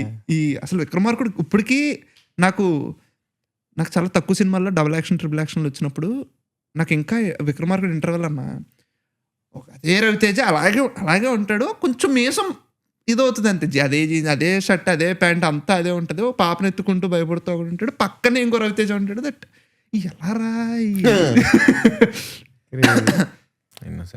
అలా. మళ్ళీ జైలవకుశ క్లైమాక్స్ లో అన్న 3 ఉంటారు ఎన్టీఆర్లు, ఇక్కడైతే ఇంకా same kurta, same pant, same NTR. But నాకు చాలా బాగా కొట్టింది జైలవకుశ క్లైమాక్స్. మనకు తెలుసు వాళ్ళు 3 ఎన్టీఆర్లే, మన జూనియర్ ఎన్టీఆర్లే. క్రేజీ, అదొకటి భలే అనిపిస్తుంది నాకు. మీకు అలాగా ఇప్పుడు మీరు ఇందాక చెప్పారు కదా, సినిమాల గురించి చెప్పారు, యాక్టర్స్ ఈ సినిమాలో ఈ యాక్టర్ అదరగొట్టడం ఏమైనా ఉంటాయా మీకు ఇలాగా? ప్రతి యాక్టర్ది ఒకటి అంటే అన్ని నచ్చినా కూడా ఒకటి మాత్రం ఇది తోప్ అనిపిస్తుంది కదా, అట్లా చాలా ఉంటాయి ఒక్కొక్క యాక్టర్. జగపతి బాబు గారిది అంతఃపురం, అట్లాగా ప్రతి యాక్టర్ది ఒక ఫిల్మ్ ఉంటది కదా, ఇంక ఇంతకంటే బాగా చేయలేడు. మీకు ప్రకాష్ రాజ్ గారిది ఏమి ఇష్టం? ప్రకాష్ చాలా రాజ్ ఉంటాయి ప్రకాష్ రాజ్ గారు. నాకు ఇద్దరు కదా, ఇద్దరులో ఆయన చూస్తే అండ్ సేమ్ మళ్ళీ అంతఃపురంలో నాకు ఇంటర్వ్యూలో ఎక్కడో చదివాను, శారద గారి హస్బెండ్ గా చేశాడు, ఎంత ఏజ్ డిఫరెన్స్ ఉంటది, ఎంత కన్విన్సింగ్ గా చేశాడు. అండ్ సెల్యూట్, పీక్ స్టఫ్ ఆయన. ఏ బాబాయ్, ఆ పిల్లోడు రాగానే ఎత్తుకుని గంటలో పేల్చేది అంతా ఉంటుంది కదా. నాకు యాక్చువల్లీ అంతఃపురం చిన్నప్పుడు మా అమ్మ చూపించిన కొన్ని సినిమాల్లో ఈ సినిమా చూడు, అంతఃపురం అంటే ఈ సినిమా చూడు భలే ఉంటుంది అది ఇది అని చెప్పారనమాట. క్రేజీ సినిమా అది అప్పట్లో. అలా చాలా. అండ్ ఇది ఒకటి అడుగుదాం అంటున్నానన్న, మీకు ఏమైనా ఫ్యూచర్ ప్లాన్ ఉందా? నాకు ఇలా అవుదామని, ఇక్కడ ప్లేస్ చేసుకుందాం అనుకుంటున్నాను నేను ఏమన్నా. అంటే ఇలా అవుదామని లేదు కానీ ఒక్కొక్క యాక్టర్ని చూసినప్పుడు మనం కూడా ఇలాంటి వర్క్స్ చేసేయాలి, బాగుంటుంది అనిపిస్తుంది. అది ఒక్కొక్క టైంలో ఒక్కొక్కరు బెటర్గా కనిపిస్తూ ఉంటారు. ఎండ్ ఆఫ్ ది డే రియాలిటీలో ఉండాలి కాబట్టి నాకు ధనుష్ గారి ఫిల్మోగ్రఫీ చూసినప్పుడు భలే అనిపించేది. ఒక కాస్ట్ అట్రాసిటీ మీద సినిమా ఉంటుంది, ఒక తిరు ఉంటుంది, ఒక రాయన్ వస్తుంది, అండ్ చాలా వేరియేషన్స్ వస్తూ ఉంటాయి. వస్తుంది అండ్ రాంజన. అండ్ ఒకసారి అది చూసినప్పుడు ఎస్ మన ఫిల్మోగ్రఫీ కూడా ఇలా ఉంటే బాగుంటుంది అనిపిస్తుంది. తర్వాత మళ్ళీ బాసిల్ జోసెఫ్ కనబడతాడు. ఆ, ఇది కదా మనకు కావాలి అనిపిస్తుంటది. మళ్ళీ సడన్ గా రాజ్ కుమార్ రావు కనబడుతుంటాడు.